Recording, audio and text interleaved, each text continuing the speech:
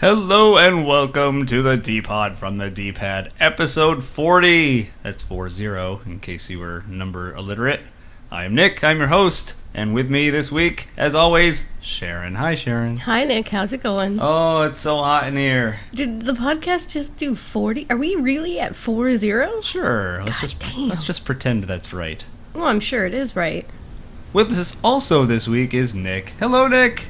This podcast is over the hill. Woo! It's going to start getting liver spots soon. I think man. that's acceptable.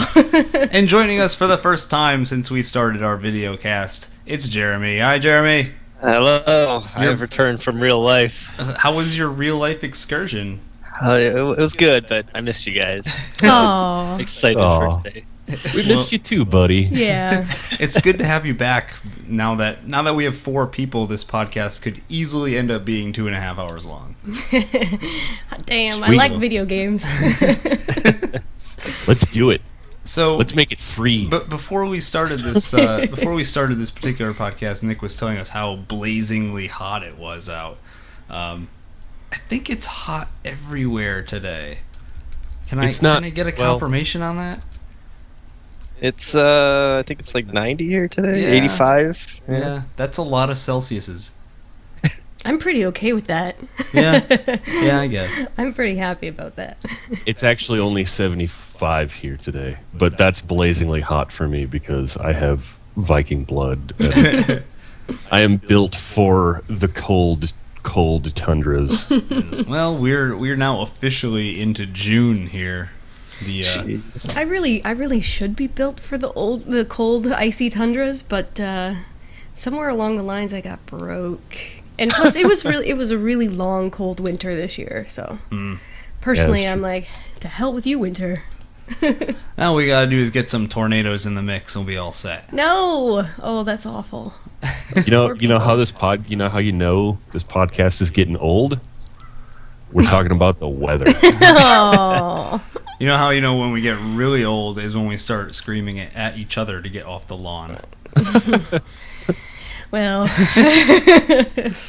So, guys, we have ourselves a loaded podcast for a change. We do. Why don't we go right ahead to some video games? Everybody loves video games. I know I love video games. Sharon, do you love video games? I do. Nick, do you love video games? Video games. Jeremy, do you like video games? Reduced to groans over there. I'll take that as a maybe. I think that's an emphatic yes, actually.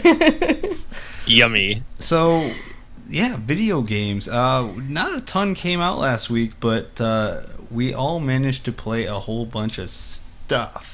So I am going to pick Sharon to go first because right. she's a lady and ladies should always go first. Well, Or is that a trope? oh geez, don't even get me started on that. Am I gonna have to start watching that video? Like, take sexual harassment No. classes for making Sharon go first? No. right. It's fine. We should not delve into that. I specifically left it off the agenda today. Okay. For people who don't know what we're talking about, you're welcome. No, I mean, we could say what it is. Well, we'll talk about it later. All right. Sharon, So, what are you playing? I have been playing The Swapper. The Swapper. And The Swapper is a game that we saw at PAX East this year, and I have been following it since we saw it because I walked by the booth and pretty much my head stayed still and my body kept walking, and I was like, what is that? It's a really pretty looking game. It's very dark and atmospheric, and so after we got back, I started following these guys who are called Facepalm Games or something like along those lines. I'll link you to it. And it came out a couple days ago, and I picked it up yesterday. It's and really dark. started playing it, and it was one of those things where I sat down and lost a whole bunch of time. Just was like, oh my god, it's 1:30 in the morning. Oh man. Yeah. So it's a puzzle platformer. It is it's got some really cool, like, it works on the basis of using clones to solve puzzles. So I hate to make the comparison because you'll probably see it everywhere, but like Portal uses boxes to solve puzzles, you will use clones to solve puzzles. So you can step on like 3 things at once. Yes. 'Cause Well, you have up to 3 dudes. You have up to 4. Oh, okay. Even better.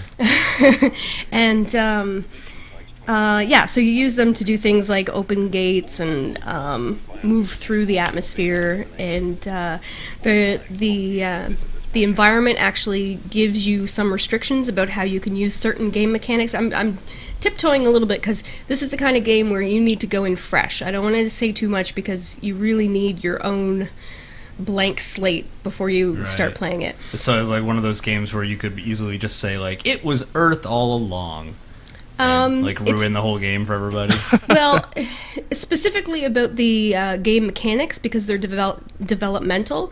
So when you start off with a very basic mechanic, and then you come to a point of discovery where you realize that the mechanic actually does way more than you thought it did. And I don't want to ruin those points of discovery. Can I ask a weird question? Sure. Why are you running backwards all the time? That is, you don't have to run backwards. That is me not using the mouse the way they want me to. Oh, okay. So there's no gamepad for this game. It's strictly keyboard and mouse. And while you might think that's a bit of a bummer, the game requires quite a bit of precision when you start getting further and further into it. And you're doing a lot of right and left clicks very quickly together. So I kind of feel like it's better on the keyboard and mouse than it might be on the gamepad. So when you're moving your mouse from one side of the character to the other, that's when he turns. And a lot of the time I'm just lazy and would just run in the direction I want without turning my head. It's moonwalking. I'm just... So yeah. What we're not telling you is this is Moonwalker 2 for the Genesis. No.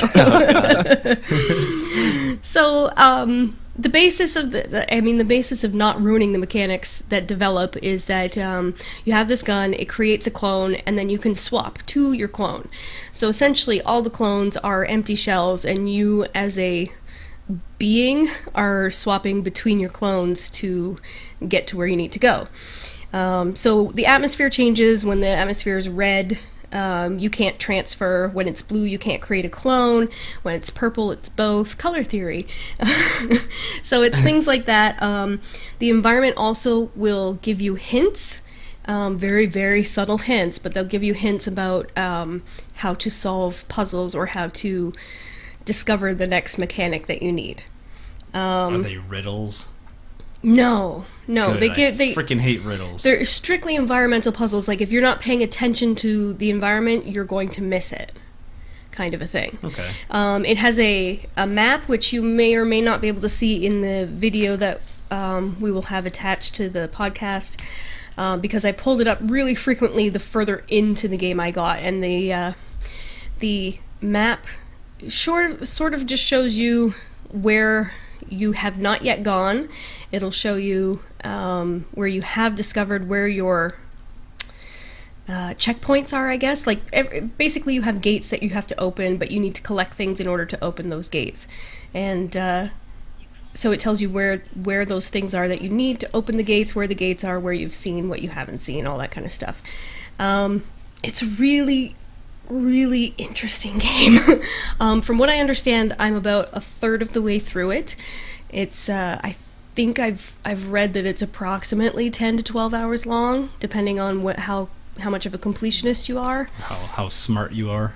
Well, yeah, that too. So far the puzzles haven't been really difficult. It's something that will probably change very quickly. Do you know anything about the story of this game? Like how it is that you are able to create clones, or are you not at liberty to say because it's... I'm not going to say too much. I'm going to say that it is a science fiction story, that it takes place on a space station that has been left for quite some time.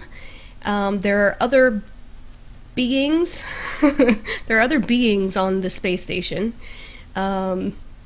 And some inanimate objects seem almost sentient. And I think, this is almost like what Dead Space 3 should have been. Like, that's all I see, and you're like, oh, it's on a space station, and you're alone, and there's other things on the space. You just described Dead Space. Just play it. It's really good. It's really good. It's really pretty. The sound is... is atmospheric as well as the look of it. It's very dark. In some puzzles, you'll come in and the lights will go out, and you'll be like, "Oh shit!"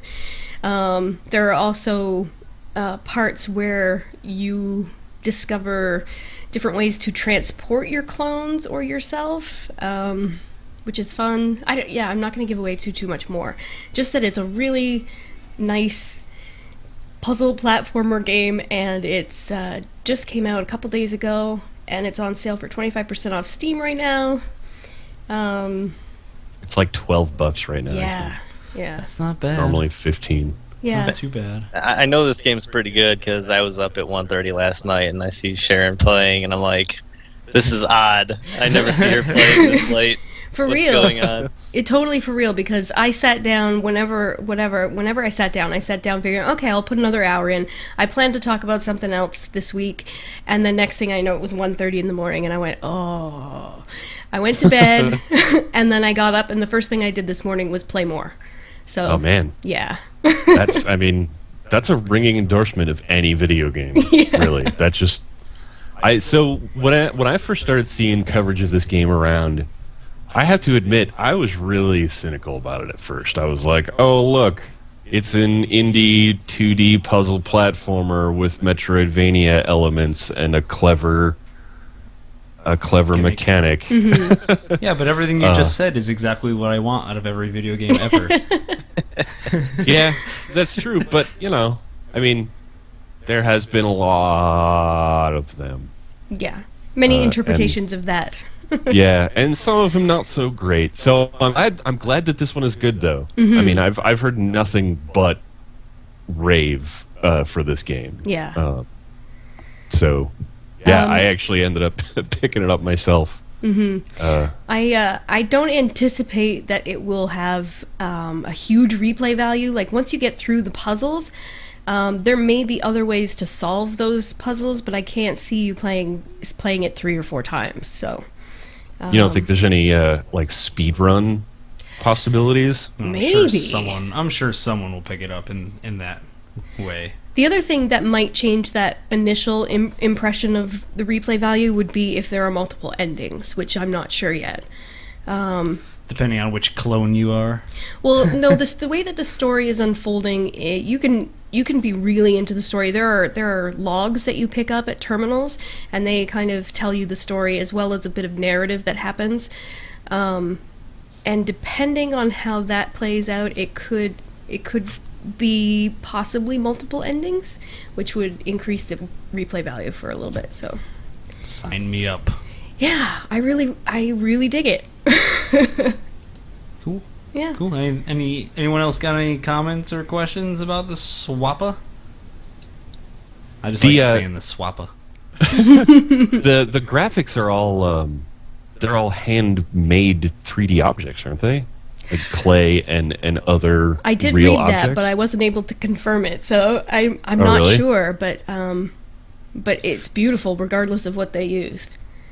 That would be cool if that's true. Yeah. I read that somewhere, but I wasn't able to find a source to confirm it. But I think it says it on the Steam store page. does it?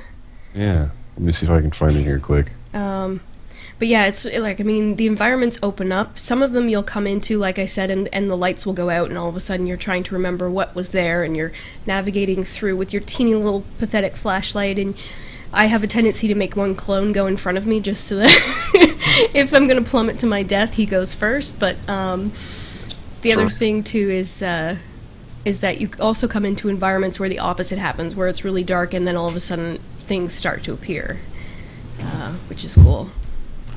Yep. So this is from the Steam, directly from the Steam store page. All of the art in the Swapper is constructed using clay models and other everyday materials. Very cool. Also, the Swapper was an indie fund game, which I don't know if you guys... So the indie fund was a really great thing set up a couple years ago by a couple of the guys like Jonathan Blow that had a bunch of really early, really good success. Right. And they set up basically an like they said a bunch of them got there and made an investment group for future indie games. That's cool. Yeah. Very cool. So, yeah, that puts a whole different perspective on how things look because, God, that must have taken them forever to make this game. Yeah. It's a really nice looking game. It plays well. Like I said, the mechanics are really precise. You have to be willing to use a keyboard and mouse. We saw it at PAX and it caught my attention right away. But the booth was pretty full. And I've been watching it ever since, and I'm really glad that I got a chance to play it. So I will continue on, but I will not spoil much. Yeah. Let us know It's how great. that goes for you. Mm-hmm. Shall we move on? Sure. Sharon, did you play anything else this week? No, this is... Well, I did. I've played more Borderlands... Or not Borderlands. I played more Bioshock. Bioshock. I needed a break from it. A little too overwhelming, a little too racist for you? It's so racist. I understand what they're trying to do, but I don't know. I guess I'm just not. I'm not feeling the story yet. And even in that context of like being a commentary on the time and stuff like that, that stuff is still hard to take. It is. Yeah. And I got to a point where I was kind of offended for people that don't exist. like, oh, how could you say that? And then the story was still not grabbing me, and I was like, okay, I just need a break from this for a little bit. So I didn't pick it up much. I did play it a little bit. And then I went on to one of my social networks, and a girlfriend of mine posted that she had seen it, or that she had finished the end of it, and I was like, oh, damn, immediately mute. Are we still spoiling this game? Because I don't want to know the ending yet. I do want to experience it on my own, but being away from the zeitgeist of it on release, I kind of don't have that draw. Yeah. And that was a really powerful draw for me personally. Yeah. Like I was... They throw that at you almost immediately, too. Like in the first 10 minutes of the game, they're like, hey guys, racism! Oh, yeah. Yeah, it's tough. Yeah, keep chugging along at it. It's tough to excuse mostly, right? Like, I can go, okay, I get it. It's part of the commentary, but I should probably go back and finish that. No, you just watch me. I will finish it. I'll play it a little bit at a time, and then eventually I'll be like, okay, so that's why people cried at the ending. Why don't we move on? Sure. Why don't we switch over to Jeremy, since he's been gone the past couple of weeks, give him an opportunity to get his full half an hour of game talk in. Jeremy, what you been playing? Thank you. Well, I decided that my return, so to speak, I didn't really give Torchlight too much of a chance when I bought it. I just kind of come off Diablo, or what came out first, Diablo or Torchlight? Diablo.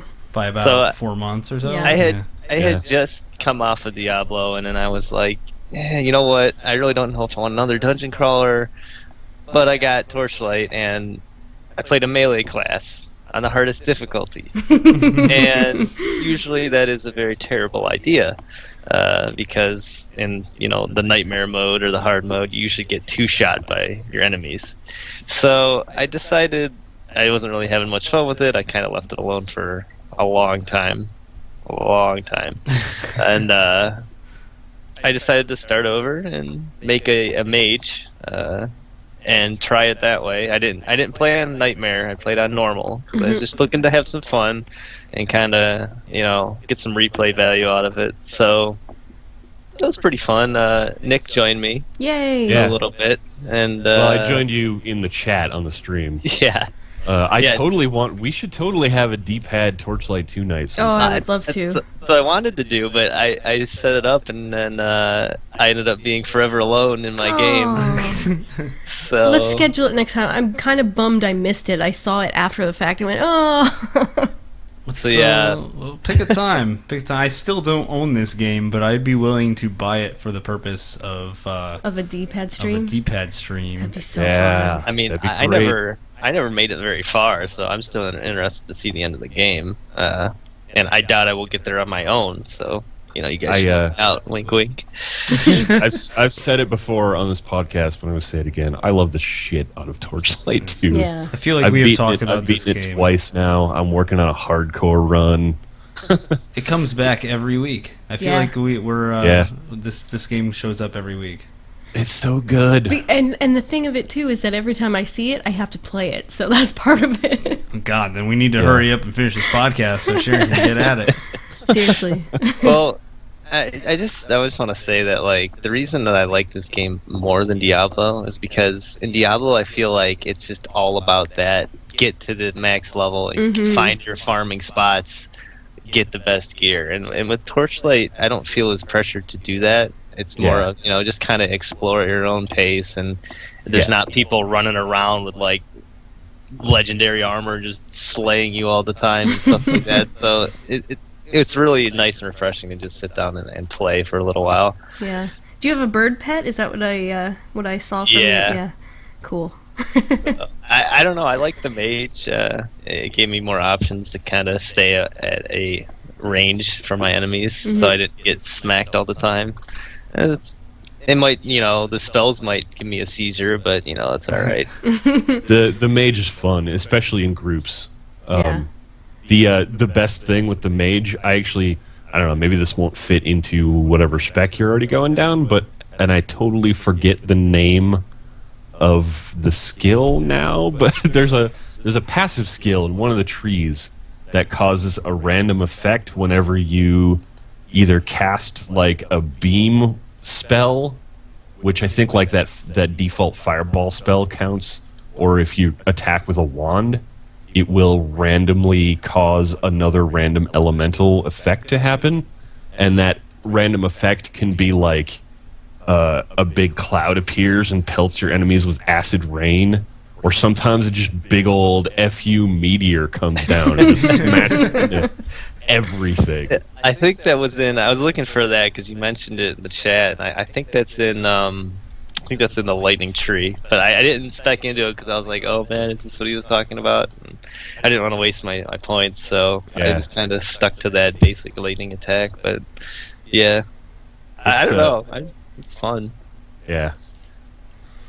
I only played for maybe 2 hour and a half, 2 hours. I kind of got really lonely because nobody joined me. So, all right, we're gonna have to make a change here. Now. You have to make a change and get this going. Yeah, we'll get you deep. Give me my fill.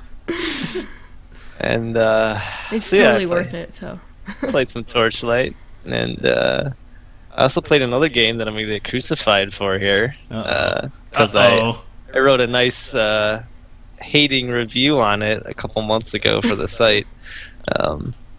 But as you know, I am the MMO guy, and I cannot not have an MMO. I think that was right in my life. So I quit Terra again, and I was looking for another one. If we map out like all of the MMOs you've played since joining the podcast, I think you've been like Terra, Guild Wars 2, and then you went back to Terra, and then you're playing something else in the middle, and I can't remember. Neverwinter. There you go. And then you gave up on Neverwinter. I might have even gone back to WoW at the beginning. You did. The beginning when I started writing or being with you guys. But so I don't know. I don't know about MMOs. It's kind of the go in, go out, go in. It's I don't know. But here I am telling you that I have resubbed to Star Wars. Oh no! Say it ain't so. And so what's hooked you this time?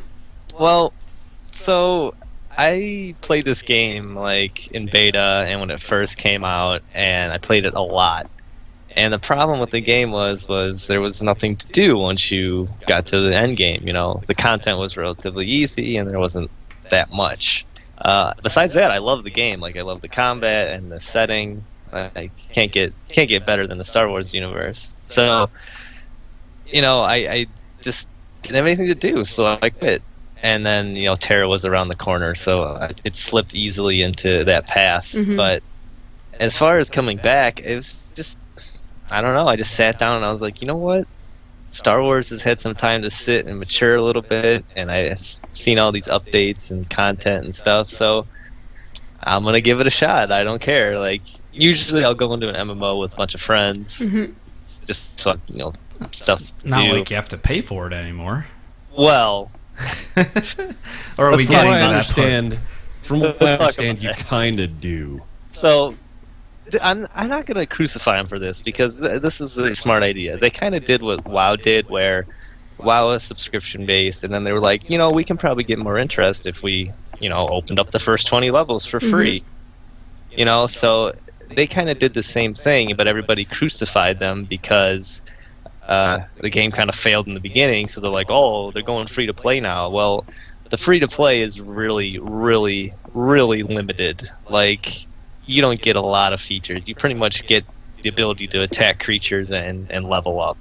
And I mean, you don't get the sprint. You don't get like more than one action bar. Like, it's very rough to do it free to play. So can you play all the way to level cap free? I'm not sure about that. I know that if you are free to play, you don't get as much experience. So it's hard.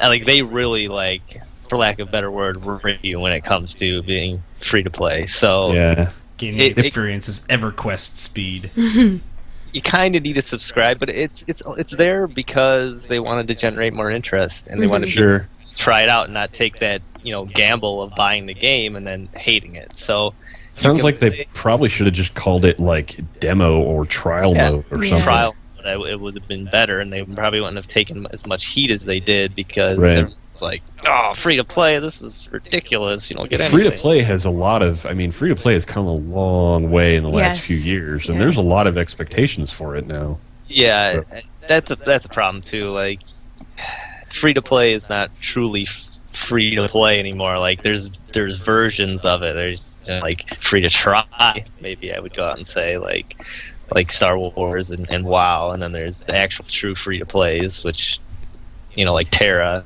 And but Terra has a subscription too, so I don't know. Yeah, you gotta find some way to monetize. Just some games are better at it than others. You don't want it to be a pay-to-win model where the only way to win the game is to pay, and basically everyone who's not paying is on the outside looking in. Like that's a pretty bad model. But again, I'm not really sure what you're paying for with Star Wars anymore. I'm sure, Jeremy, you probably have a better idea.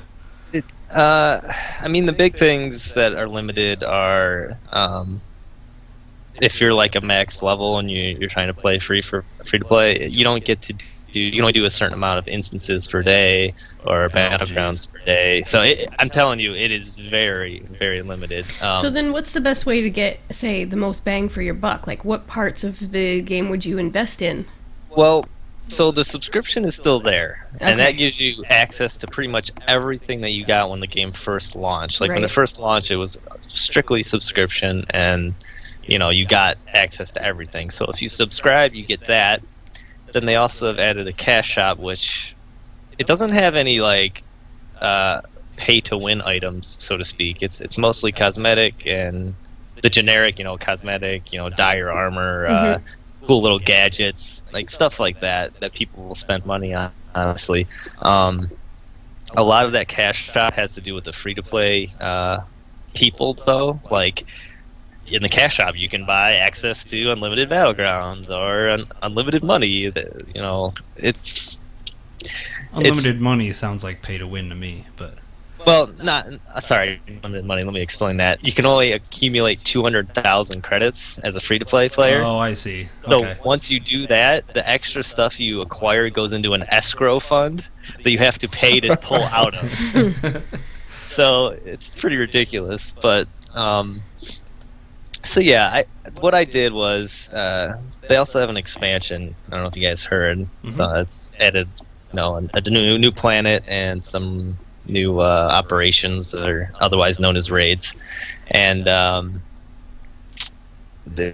it's $20, I think, but if you subscribe, you get it 50% off. So what I did was I subscribed and bought the expansion, so it was $25 out of my pocket. But I mean, I'm just gonna tell you, I'm having fun with it. Like, I didn't hate the game when it came out.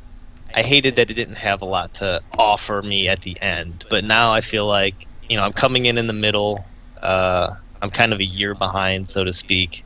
So I have all these new things to do and to acquire, and it'll keep me busy for quite a while. So At least until the next podcast. or the next Terra 2. You damn MMO hopper. Hey man, Marvel Heroes is out this week.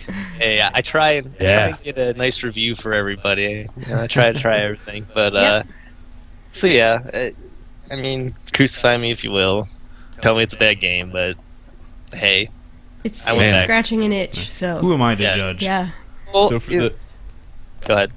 I was just say for the people that are watching live or the archive video version of this podcast, hint hint.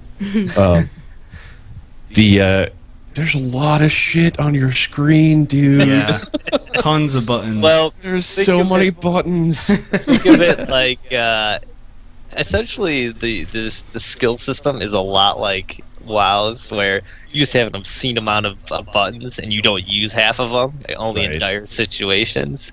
Yeah. So like if you're watching on the stream, there's my 2 bars are in the bottom there, pretty much your basic action bars. Then your pet bars on the left there, and then your extras are on the left and right. But it gets cluttered, but you can. They added an interface editor within the game, so you can kind of tweak it, play with it, and make it less cluttered. But I was leveling up, so I didn't really care. I'm just hitting things and moving on. So. Yeah, I mean that's what my screen looked like the last time I played World of Warcraft. Also, so just the buttons as far as the eye can see. Yeah, it gets overwhelming. Like when I came back, I had no idea how to play my character because it's that whole learning process where you level up and you learn what skills do what when you're starting out. And then I came back like, what the hell does this do? I don't remember this. And it's taken some time to kind of get back in the groove, but I'm getting there. So there was a point with me I mean, I play some MMOs, but I'm not nearly the MMO. I'm no Jeremy when it comes to MMOs. But there comes a point in I mean, I don't. This is just an observation. I really don't mean any judgment by this whatsoever, but there's a point that I got to in World of Warcraft where I had so many buttons and other interface mods and all this stuff on my screen that it was almost a spreadsheet.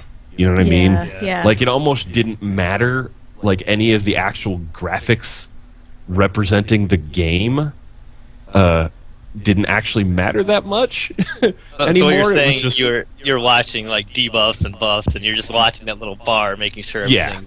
Yeah, exactly. I mean, I played especially since in World of Warcraft, I played a healer and a mage. Those were my 2 main classes. So it was like I'm making sure all the buffs are up. And really, the only thing I have to look at in the game world occasionally is just make sure I'm not standing in fire. You're preaching to the choir here because I played a Holy Paladin for 7 years, and all I did was literally look at the freaking grid bar and see that everybody filled up, and then it's like, oh, you got to move out of this fire. And I'm like, oh, shit. So I know what you're saying. With my class here, it's sort of like that. I only have like 2 or 3 buffs I need to manage to make sure they're up. So I get to kind of look at the game, and honestly, I wouldn't have came back if I was just going to be staring at, my buttons all the time. I really kind of came back because I love Star Wars, dude. Like, being able to swing a lightsaber around and beat the crap out of people like that, be a dark Sith Lord, like, it just appeals to me, whether or not the game is going to necessarily satisfy me as much as WoW or any other MMO did, but I don't know. Yeah, I mean, your dude looks effing rad swinging that dual saber around with all that crazy shit you got on. Yeah, so I don't know. It's been a journey so far, and I'm still into it. It hasn't died off in the past 4 days or whatever. So that's good. Yeah, let us know how that plays out. I guess next week when you've inevitably moved on. No, don't say that. You know what? There's nothing wrong with jumping. I swear I'm not judging. I'm not making fun. I'm just. Would you like me to give you a 2-minute brief on the the beta that I just got into for another MMO. As much as you can. Remember, you've got to be careful about what you say. Oh, yes, I'm under strict NDA, Yes. according to my friend. Well, let's just say this MMO that I got into to test is it's very wild, and it has the potential to be a star. So, yeah. Tap knows twice. I can't even begin to imagine what you're talking about. If you like the sort of WoW SWTOR feel, and in a steampunk universe, it's very good. I honestly, it's only a weekend thing. I don't know. I don't even know if I'm allowed to say any of this. I don't care. Oh, snap! We're gonna get totally sued. So, Podcast number 40, getting lawsuit edition. No. Well, I don't know what your particular consent signage form was, but most of the time you can't stream it and you can't. Does anyone have Phoenix Wright's phone number? the thing is, Objection. it's so funny because when you get in the game, you like have your character name, and then that character name is watermarked on the entire screen. Oh, and just really? lines, so you can't post screenshots or anything. Like, Yeah, That's pretty they're smart. keeping it under the wraps. But I've seen other betas like that too. there was a stress test last week, so I didn't get to play much because it was just server crash after server crash, whatever. I will tell you it's really imbalanced, but then again, it's sort of in like an alpha pre-beta stage, so I'm not gonna make any judgments. But the setting and the gameplay and even the extra stuff that you can do, like the housing and the crafting and stuff like that, it's very well done so far. So Good. that will probably be my next move whenever that comes out, because it is supposed to come out later this year, apparently. So Well, I look forward to being able to talk about it. yeah. Don't sue me if you're listening to this. The other thing, too, is, for the record, there's nothing wrong with jumping MMOs, hopping around. I did nothing to Yeah. suggest that. Okay. I'm just being silly. I am a game jumper myself, and I totally understand it. Gotta keep it fresh. Yeah. Hey Nick, why don't you talk about what you've been playing? I don't need to go. I can go last. Okay. What have I been playing? The first thing on my list here is the Night of the Rabbit, Game which is sounds like a hopping good time. it's pretty good. So it's a very traditional style PC adventure game, point and click adventure game. It's Cool. really pretty. It's gorgeous. The artwork is really fantastic. The character designs are great. The writing is pretty good. Is this kid is he Professor Layton as a kid? No, he is. Well, okay, so it's a really the story draws from a lot of inspirations. It's like a little bit Doctor Who. It's a little bit Harry Potter. It's a little bit Country, a little bit rock and roll. A little bit country, a little bit rock and roll, a little bit. No, what's that? Redwall. Redwall. I want to say. Yeah, I don't think I know what you're talking about. that's the series of books about a society of talking animals, right? I'm pretty sure it's like a fantasy book. It's mice, maybe. Yeah, mice and other small animals and rodents and stuff. So, anyways, this kid is he's just your average kid. With a top And, hat.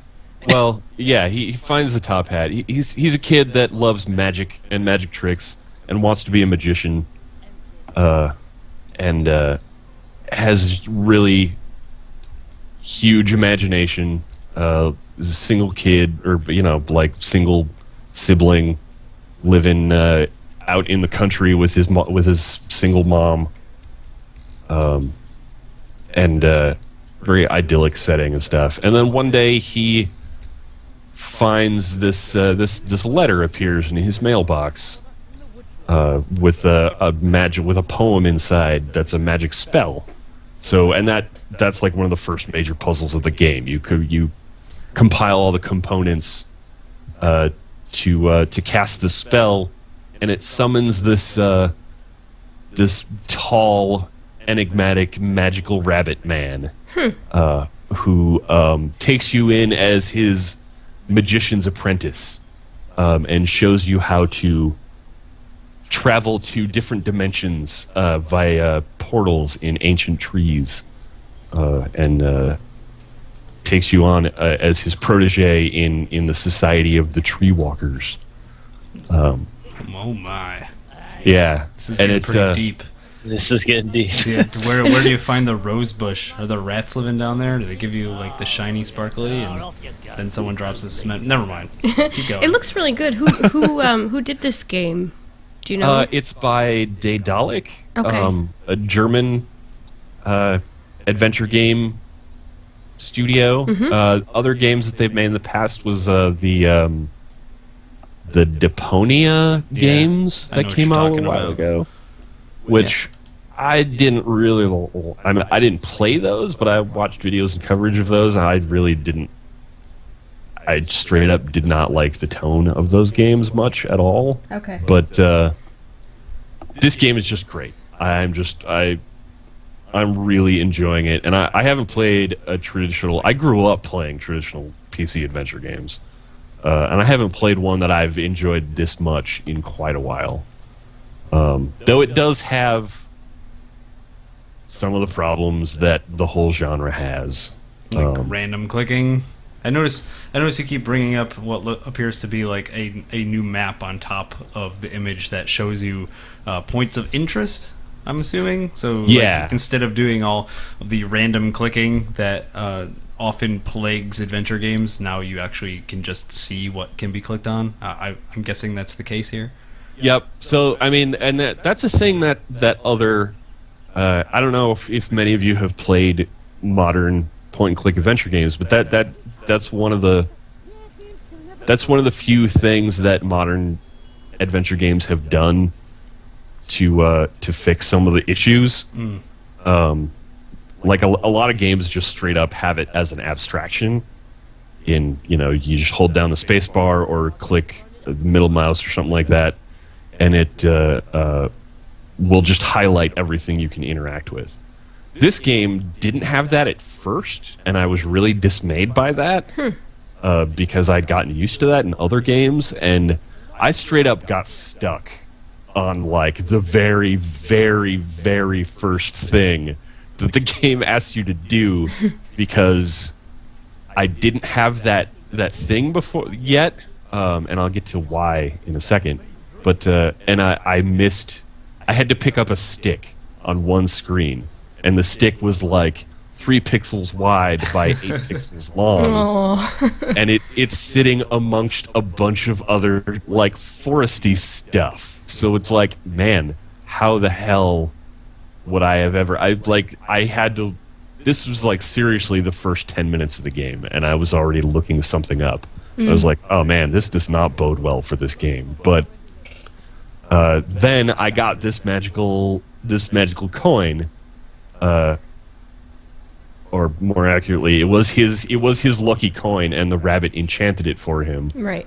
So basically, they justify that mechanic that other modern games have been doing in the storyline, so that he can look through his coin now and see the stuff that you can interact with, which is great. It solves a lot of problems, and doesn't pull you out of the game. It gives you.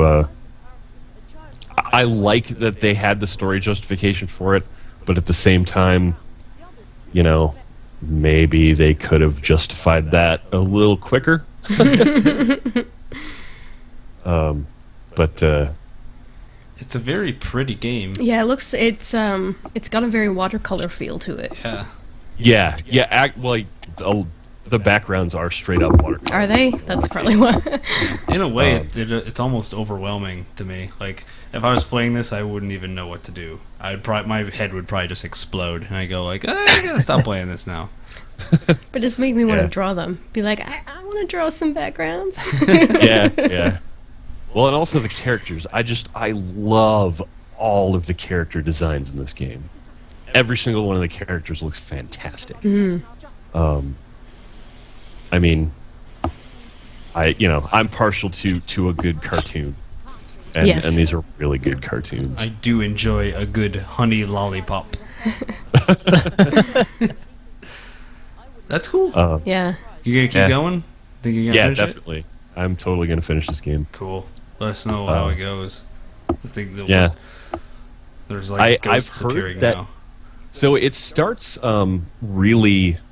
I mean, it starts really lighthearted. You're just on this lighthearted cartoon adventure, but there's already been some hints, and I've heard that it actually potentially goes in some really dark places. Oh.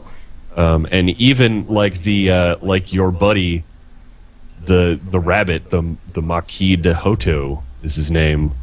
There's been some hints that he's got some other stuff going on, that he may not be the most trustworthy character, and you're following him around. So I don't know what's going to happen, but I'm intrigued to find out. All right. We'll have to. And there's already some bad stuff going on, but it's so pretty. It can't be bad when it's pretty. It's gorgeous, yeah. I can only hope that there are wolves or something that eat everybody. Oh, I don't know. There's crows actually. Rated T for teen. These happy little forest critters are being terrorized. Yeah, by like basically barbarian crows. Nice. So yeah, but yeah, I'm gonna stick with it definitely. I'm hoping to finish the whole thing. Very cool. And it's overall just gotten me back into PC adventure games. Like I'm totally gonna seek out more after this one. All right. Cool. Should we move on? Yeah. The next game I've been playing isn't even out yet. Oh. I have been playing the demo for Rogue Legacy. The demo? Yeah. So it's the demo is freely available, but I got it because I pre-ordered the game a long time ago because I was sold just at the basic premise. The premise of this game is it is a rogue-inspired platformer. Stop me if you've heard this before. and stop me if you realize that this is a game made for me, basically. So the oh my god, this game is like Castlevania with a sword. I know. Yeah, it's part Castlevania, it's part Ghosts and Goblins. Ugh. It's part. Why do you say that? Because not everybody hates Ghosts and Goblins.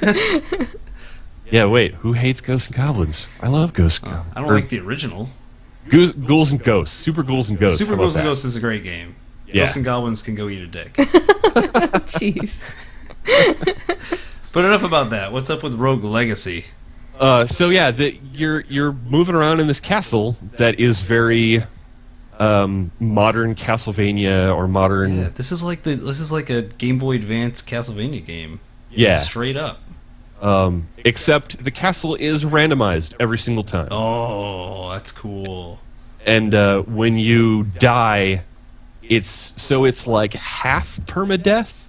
When you die, that character is dead, and you play the next round as the progeny of the previous hero.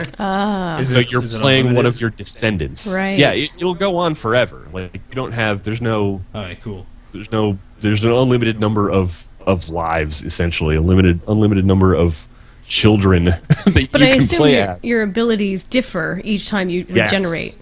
Every single time you die, you have a choice of 3 new heroes to play from, which are, like I said, descendants of the last hero you played. And they have randomized classes and stats and even, like, cosmetic or like not even necessarily game play things that are random. Like you might have a character that is stereo blind, meaning they can't see 3D. So all the sprites, when they flip back and forth, they have a Paper Mario effect to them. Cool. There's another, like, other characters might be nearsighted, so like everything on the edge of the screen is blurry. Huh, that's funny. Or they might be colorblind, so everything is black and white. This character's trait is that he's gay? Yeah. I don't know what that does yet, but that seems... Well, I guess, I mean, the first thing I'm thinking is, does he not have any heirs? Like, what? Well, if you're gay, then you can't have children? Like, Well. that's the only thing I can think of that it might, like, tie into the gameplay. I mean, I'm not... I got a question. So, if you... Say, how many characters are there? Like 5 or whatever? 1 million. Unlimited. Well, unlimited. Well, I have, like, so when you exhaust the character, their name, is it, like, randomized again? Like, Yeah. for the next character? And so it's Yeah, never every- the same guy? Right. You're playing a different character every single round. Okay. I didn't know if there was, like, 5 heirs, and then once all your heirs dead, it started back over or whatever. But No. You have a choice of every single time 3 totally different heirs. okay. So every single time you die, all the heirs are going to be different to choose from. And all their stats are different as well? all their Just random? all their stats are different. Oh, that's cool. I mean, it's not really stats in the traditional RPG sense. Like you have stats in the traditional Well, RPG abilities, sense. right? Yeah. The gay thing or whatever. Yeah, it's like the I forget what the game calls it. It's traits is what the game calls it. Yeah, okay. And yeah, like some of them don't do anything. Like I have no idea what the gay trait does, but I choose it every single time. The description says you're fabulous. Yeah, all it says is you're fabulous, and I don't think it has any bearing on gameplay. Which It's just a... I don't know why it would. I guess. But like to your comment about how can they have heirs? I mean, it's a very progressive fantasy Yes. society. They have adoption for. I'm not one to judge. I think it's pretty cool. You can also get a surrogate. I mean, Yeah. I mean, there's lots of ways that Matt and I have already looked into for. that will help you in gameplay. And honestly, at first, like when I first saw that, I'm like, what is this? Yeah, what are they trying to say? But I don't know. Then I just owned it, and then I made it a personal rule for myself that no matter what their other abilities and traits are, no matter what class they are, if I have a gay heir, I always pick them. That's always, which has made the game a little harder than it has to be sometimes. Because, I'll pick a guy with, and there's other traits like, there's other traits that have more impact on gameplay. Like, you could find a dude with gigantism, or a lady with gigantism, and you have a giant sprite. Yeah. And I think you do a little more damage, but you're also obviously a bigger target. Right. Or like a dude with dwarfism. So you're a little tiny hero, and you can fit into some smaller areas maybe, but you don't do as much damage. But it's also easier to, avoid some obstacles and projectiles and stuff. That's really cool. I think I'm into this game. Yeah. Yeah, I don't play demos generally. I have played games for long enough that I can genuinely recognize when I'm going to be into a game. With some exceptions, I was wrong about the swapper, but for the most part, like just depending on what the pitch is, if it sounds interesting to me, I'm like, yeah, I'm down with that. And I'm an adult in my I'm an adult with no kids, and my income is disposable enough that I can just plop $5-10 on an indie game if I think it's even remotely interesting. Mm-hmm. And I'm just like, I'm good. I'll wait until the game comes out. I don't want to spoil myself on it. Mm-hmm. There's plenty of other stuff to play in the meantime. But this game, I have played the demo twice. Wow. I've played it all the way through. And how much did they? You can play this demo up to the first boss. Okay. Huh. That's cool And too. yeah, it's really good. I'm going to be playing a lot of this game when it releases for real. Yeah, I think I like everything about this game. Yeah, it's very cool. And there's stuff into it. So the other aspect, I mean, this is different than like a Spelunky. I need to make this clear because this actually might be easier for people to get into than Spelunky because there is a lot of progression that you don't lose even when you die. So even though you're playing a new character every time, you're building up this family legacy, which takes the form in the game of building the family castle. Okay. And the castle basically is all of is essentially your skill tree for an RPG. It's like you're leveling up your max hit points, your max magic, your damage, all that kind of stuff, and you're also like hiring other people to live in your castle, like a blacksmith that you can buy new weapons from. Later on, there's an enchantress that you can find runes in the castle, and she'll enchant those runes to your equipment to give you special abilities like double and triple jump and a dash dodge move and stuff like that. The controls, by the way, are really fantastic. Like especially once you get all that stuff, like your dash air and triple jump in and then a dash to dodge stuff, and it's the controls are just spot on. So yeah, I mean, there is progression to it, even though you're playing it as a different character every time, and they have different traits and probably a different class. Like the classes make a big difference, but you're still not losing everything when you die. Did you just can shoot a laser out of your sword? No, it's a dagger. Oh. Dagger. Sadly, This is totally Castlevania. unlike there's even that will go in an arc out of the top of your head.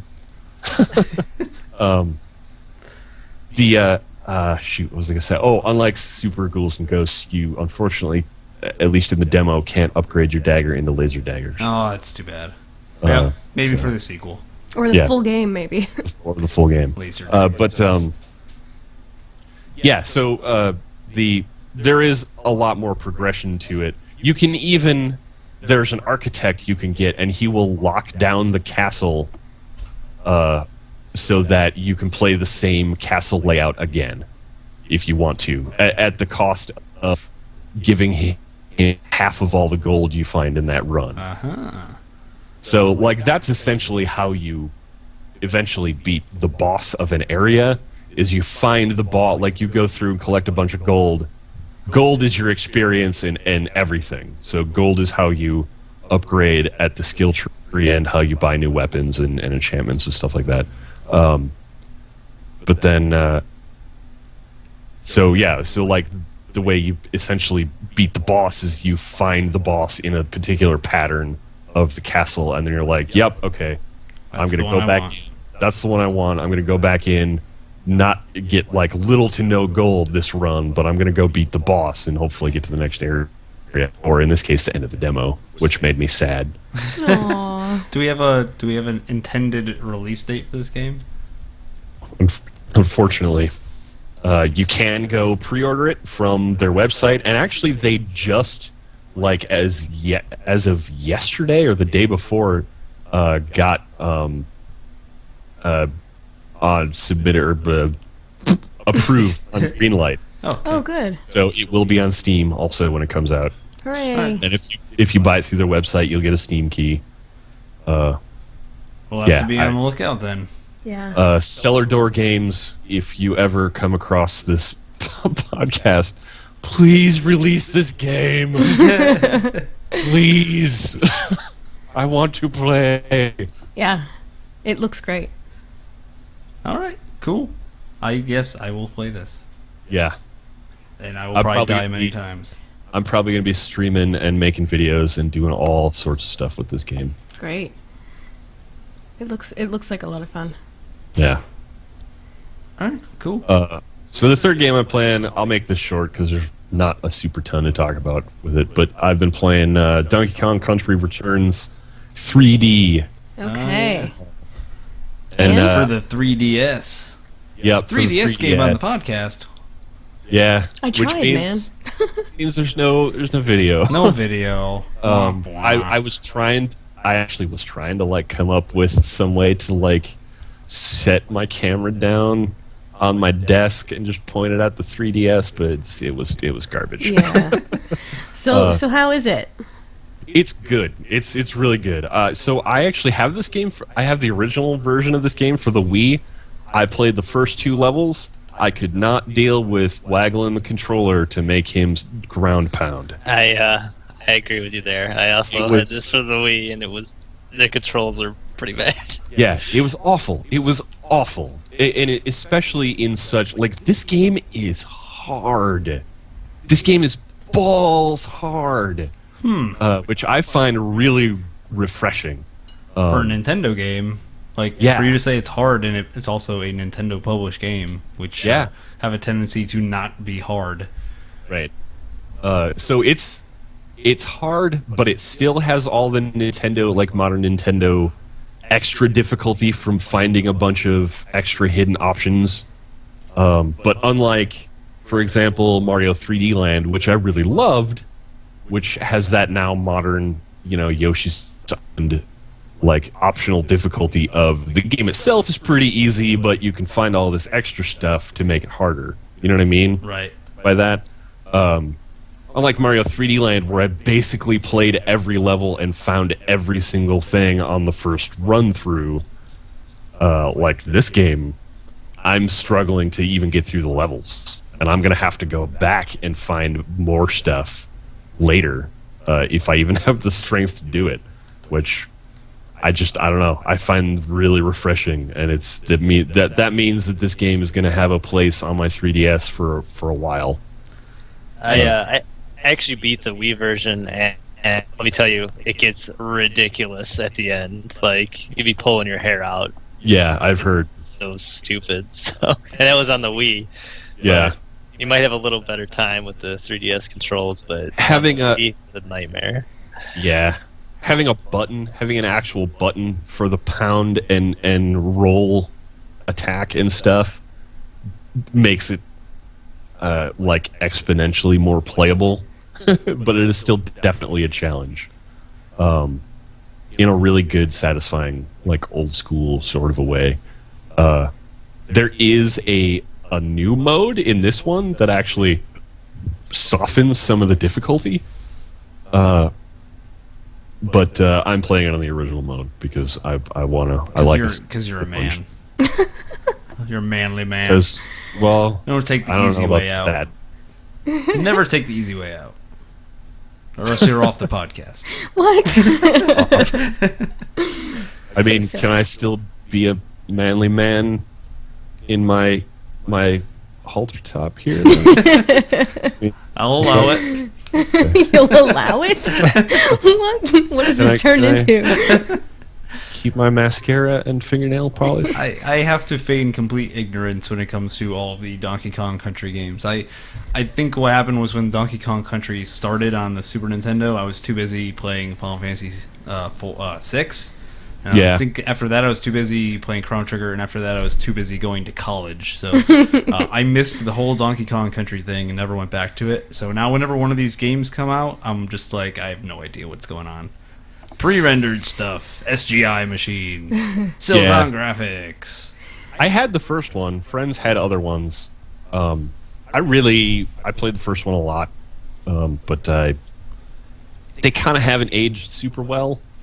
Not just in the graphics department. The controls are a little weirdly loose in those old games. But But the music is fantastic, and all the music in the old games is still in here.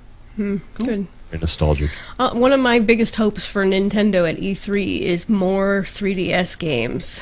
I need more things to choose from. Yeah. Well, you can't really blame Nintendo for that. They've actually put out quite a bit of stuff. Mm-hmm. It's a third party that's kind of dropping the ball, which is not really too surprising given Nintendo's traditional issues getting third parties involved in all of their hardware, whether it be handhelds or the Wii U or the Wii or the GameCube or the N64. Pretty much every console since the Super Nintendo, really. But that's another podcast entirely. Wait, we had that podcast already. Yeah, last week. Anything else? Nope. No? All right. Cool. What have you been playing, Nick? Oh, yeah, I will go super quick because we're already an hour into now playing. Oh.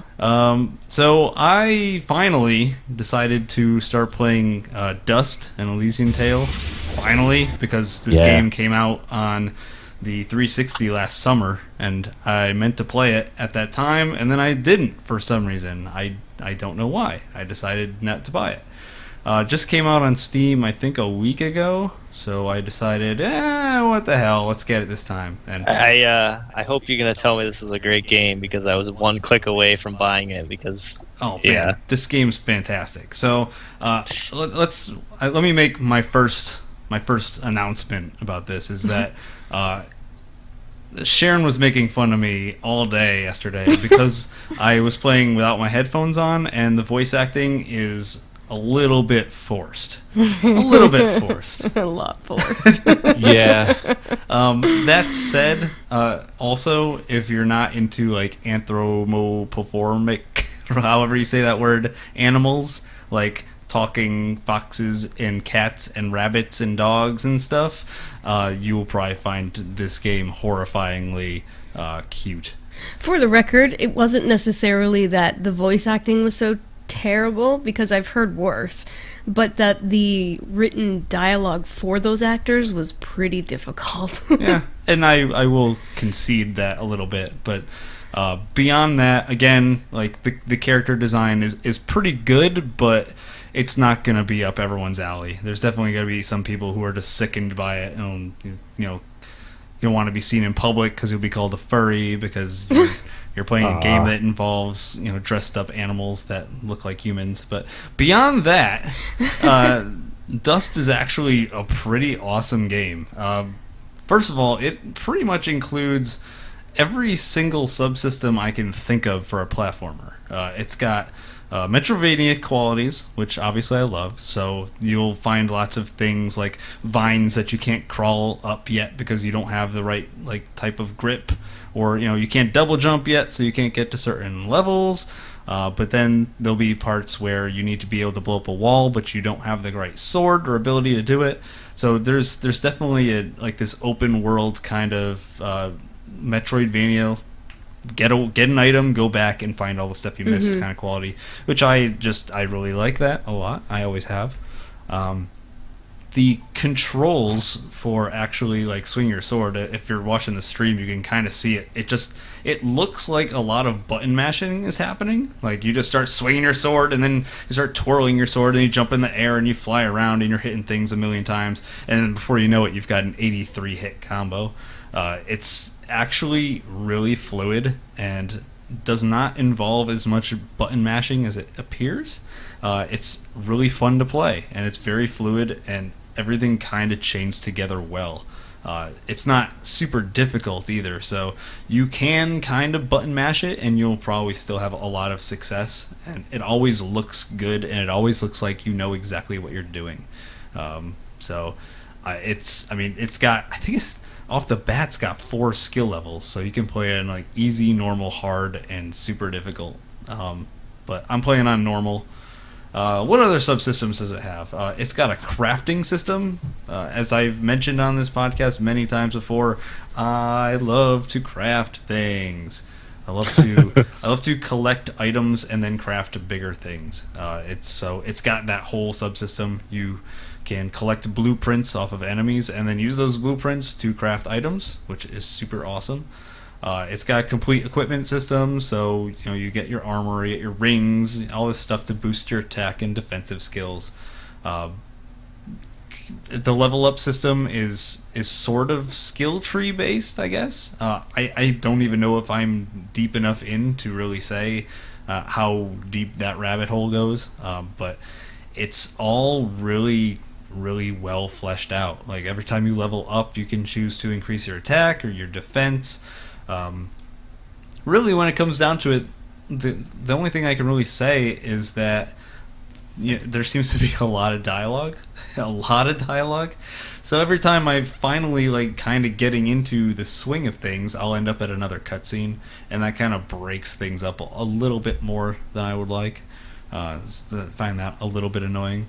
Beyond that, I don't know what else to say. I mean, the graphics are freaking amazing. It's such a beautiful game. It's all very watercolory.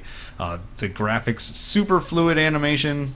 Probably the most fluid I've seen since some of those Vanillaware games on the PS2, like Odin Sphere and Grim Grimoire, like all those really hand-drawn cell animated stuff. Like this is the same kind of style, and it just looks fantastic all the time. Yeah, I think I'm going to keep playing this. I am pretty early in. I got to the first boss of the game, and I actually beat him without the boss actually attacking a single time. So if that means that, I don't want to toot my own horn, I don't think it has anything to do with me. I think maybe I just kind of learned how to abuse the combo system a little bit more than maybe a normal person should have at this point. But yeah, there are times where it just looks like complete chaos on the screen, and that's understandable. But like I said, it's actually very fluid, and you kind of pick up on things very quickly, which is a testament to the game design, not so much to the skill of the player. It does escalate as it goes on. It gets to the point where you are expected to abuse the combo system. Good. In order to progress. Yeah, I played this game. I never finished it, which is a huge point of shame for me. I picked it up again on PC because that's just where I prefer to play games. So hopefully I'll be finishing this also. Yeah, I'll be playing more of this soon. And yeah, I pretty much agree with everything you said. Like this game is really great. Actually, I do have to say the voice acting and the writing has some undeniable technical problems, and even like the art, makes some aesthetic choices that I can understand a lot of people won't really get behind, but the game just has so much heart and spirit. It overcomes all that stuff just in pure style. Yeah, it's really hard. It was really hard for me, at least, to be cynical about it, because I fell in love with this game like so hard, and I'm just like, oh man, especially with the knowledge that the entire game, except for the music, was made by one guy. Yeah, like one dude programming, artwork, animation, writing, voice. Not the voice acting, but like the voice direction, like everything. And it's just such an immensely amazing labor of love. Just thinking about that one guy pretty much made this game single-handedly makes me ashamed for myself. What? As a creative person who could probably make something pretty cool but does not make anything cool on a daily basis, it kind of makes me ashamed to be a human being. Oh. To know that it's like someone did this, and what are you doing today? Oh, I'm sitting on the couch eating chips. It's like, oh god. So, I don't know. Other people's accomplishments shouldn't. That shouldn't. You don't need to judge yourself based on other people's accomplishments. But I do. But well, then you better get off the couch and start making your own game? ? Yeah, it's. I will help with that. Let's make the D-pad from the D-pad the game. Okay. Oh, As long as yes. I get to draw something, I'll be happy. Character select. You choose one of the four of us, and then we go on a rousing adventure. And we're all like cats and dogs and rabbits and stuff. Oh. Okay. So yeah, that's what I'm playing. I'm gonna try and keep playing this because I wish I could have said I played more of it, but I've had a pretty hectic week. But what I did play of this was pretty great. So Well, and it's a good thing too that you've come back to it because you were pretty jazzed about it when it was XBLA release. yeah, like I was like, man, when Dust comes out, I'm gonna buy Dust. I'm gonna play the shit out of it, and I didn't even ever buy it. No. I don't know what happened there. So But, redeeming myself now, about a year late, but that's okay. Which just goes I to show wanna say you. it- Sorry. Oh, I was just saying, I want to take at a time when there was a whole lot of other stuff. Maybe Because- I don't know. There must have been a reason I never, like, I honestly don't know why I never finished it. I got far-ish. I want to say I've got, like, maybe halfway through. But, yeah, who knows? Yeah, so that's my experience so far with Dust. I'll play more and maybe report back next week and let you know where I am. But yeah, that's pretty much it so far this week. So that more or less concludes Now Playing for the week. Thank you guys. Mm-hmm. Man, we've been playing a lot of stuff. We must like Oh, video yeah. games or something. I know. Jeez. So now basically we've done a whole podcast on Now Playing. Maybe we should take a little break and then zoom through the news. Yeah, quick Like, little break. Well, we might not zoom, but we'll talk right. about the news. We'll do some news. All right, let's take a break and we'll come back and do the news. All right, we'll be right back.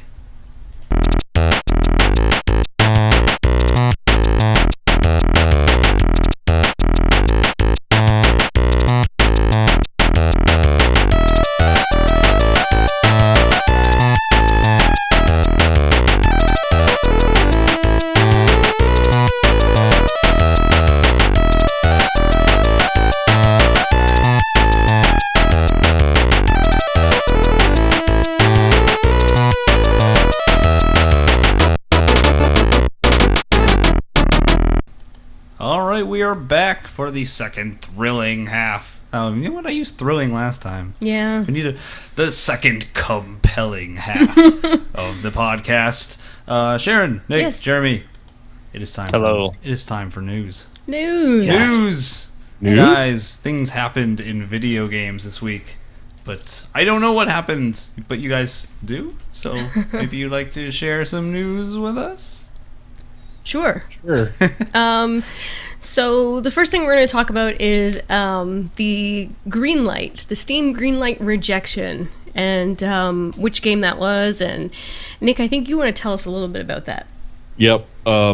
So Valve this week rejected a game called Paranautical Activity because the story goes, Paranautical Activity is an indie game. It looks like a really chunky first-person shooter, like retro style 3D graphics. Voxels.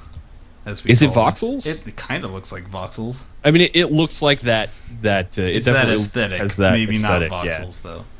But anyways, so they had a Greenlight page. They were trying to get on Steam through Greenlight, but then Adult Swim Games approached them to be a publisher, and thus get on Steam through them.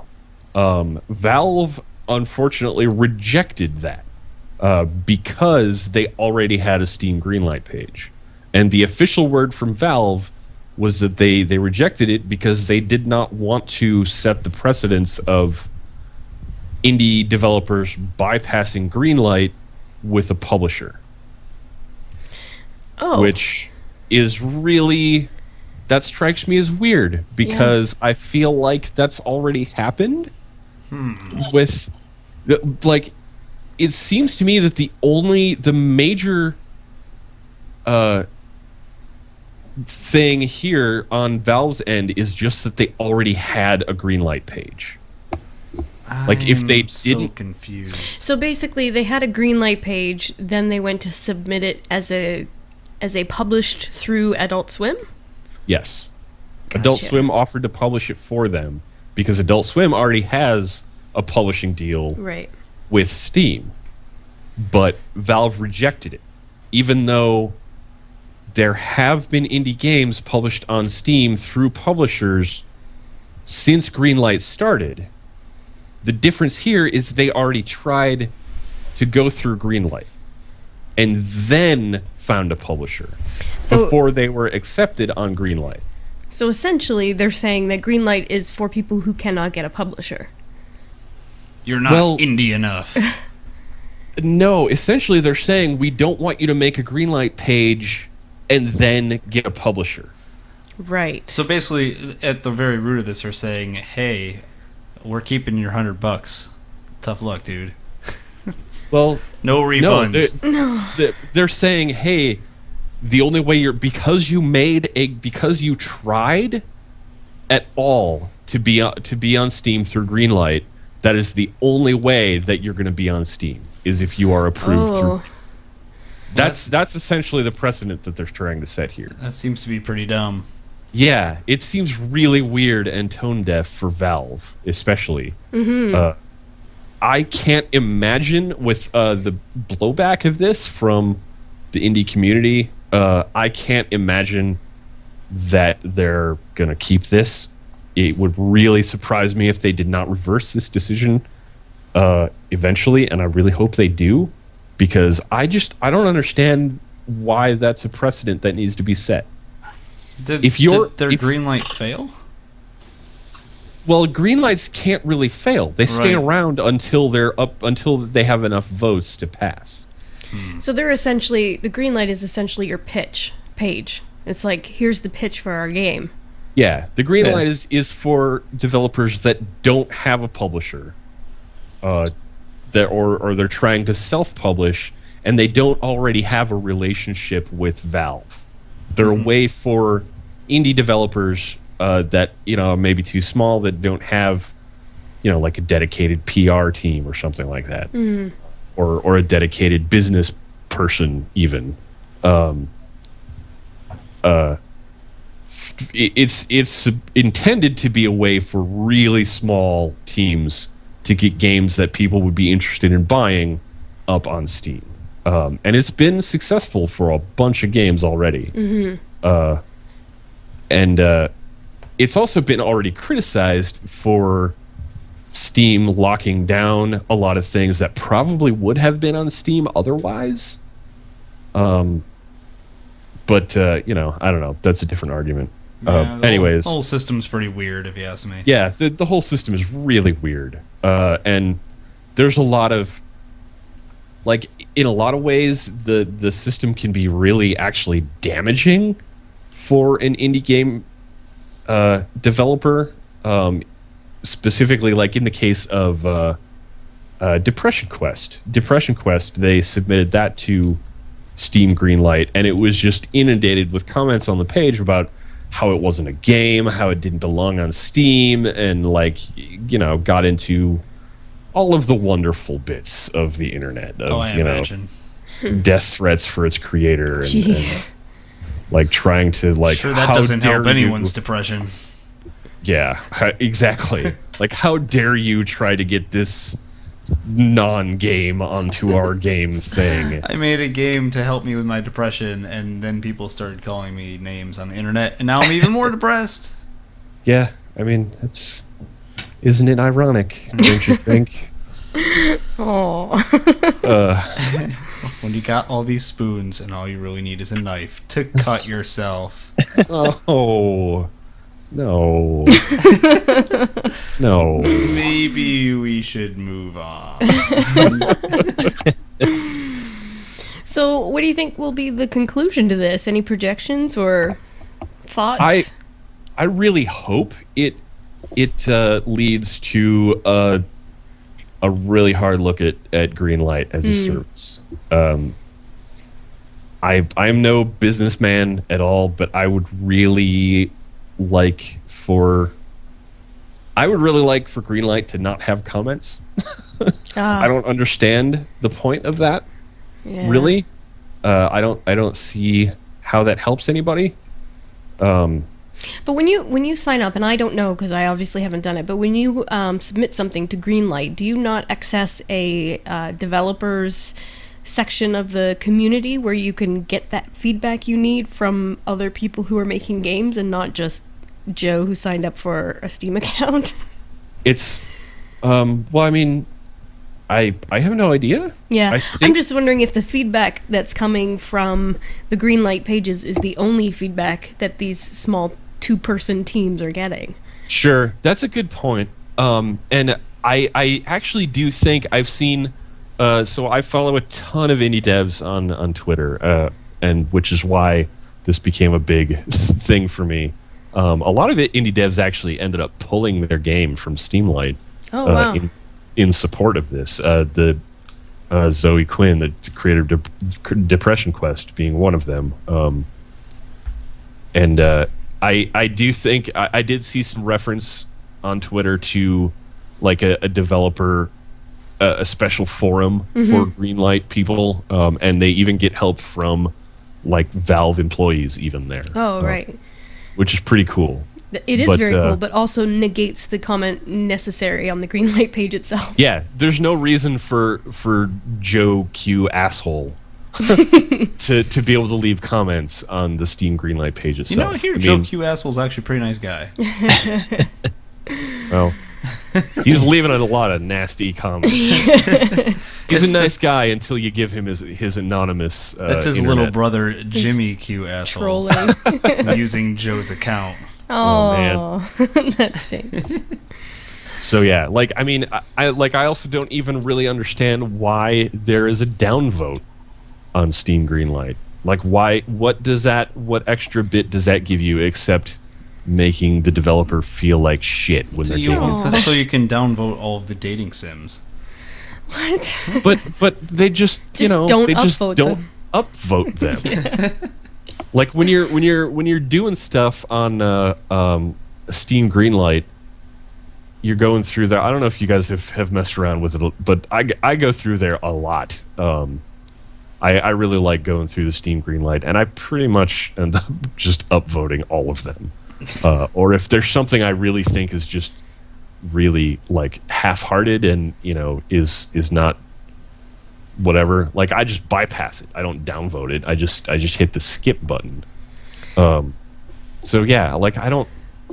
It's but weird, the internet, man. but the internet's not like that, and unfortunately, downvoting is a very common thing for creative critique. Unfortunately, in all forums across the internet, where if you want feedback, you are asking for negative as well as positive, which is, I agree with you. It's just don't say anything if you don't have anything nice to say.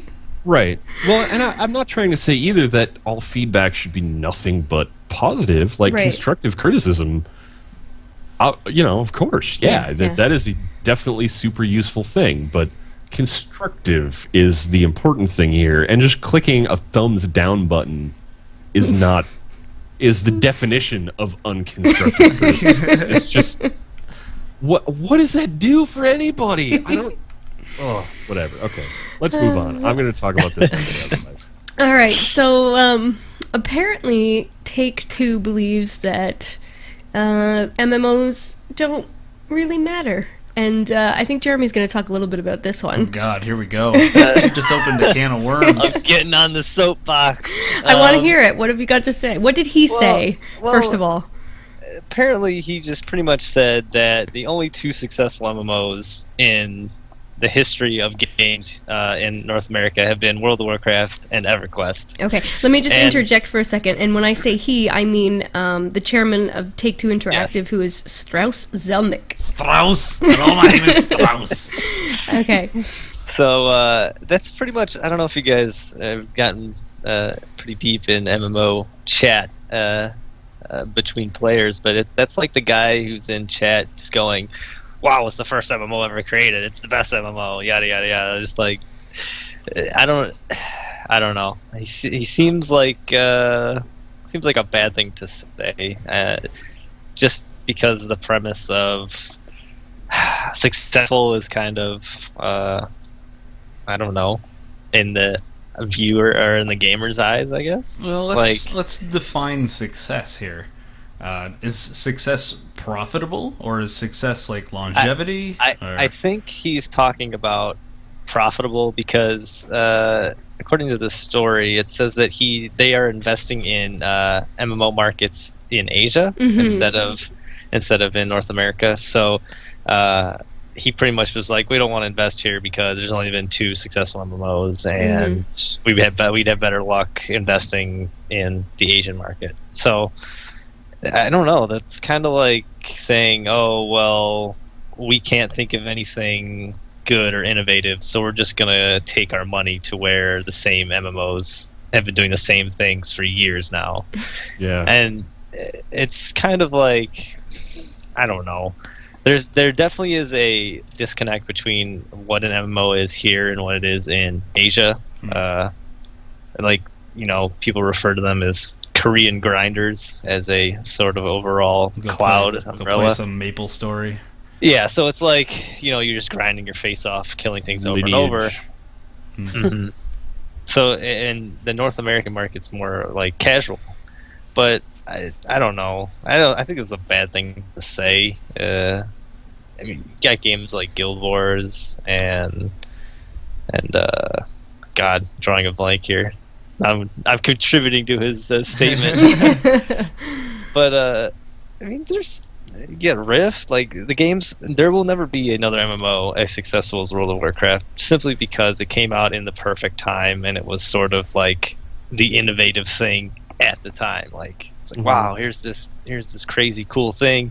And the same thing with EverQuest. Like, they're both on the same platform, and the games that try to stray away from that and do something different, they don't get the credit they deserve, because there's just this big cloud that's like, wow, it's the end game, end all. You're screwed if it doesn't do as successful as that's been. So do you think that those two games are or those two formulaic games are the reason that the genre or the genre is perceived as not being as explosive as it should be?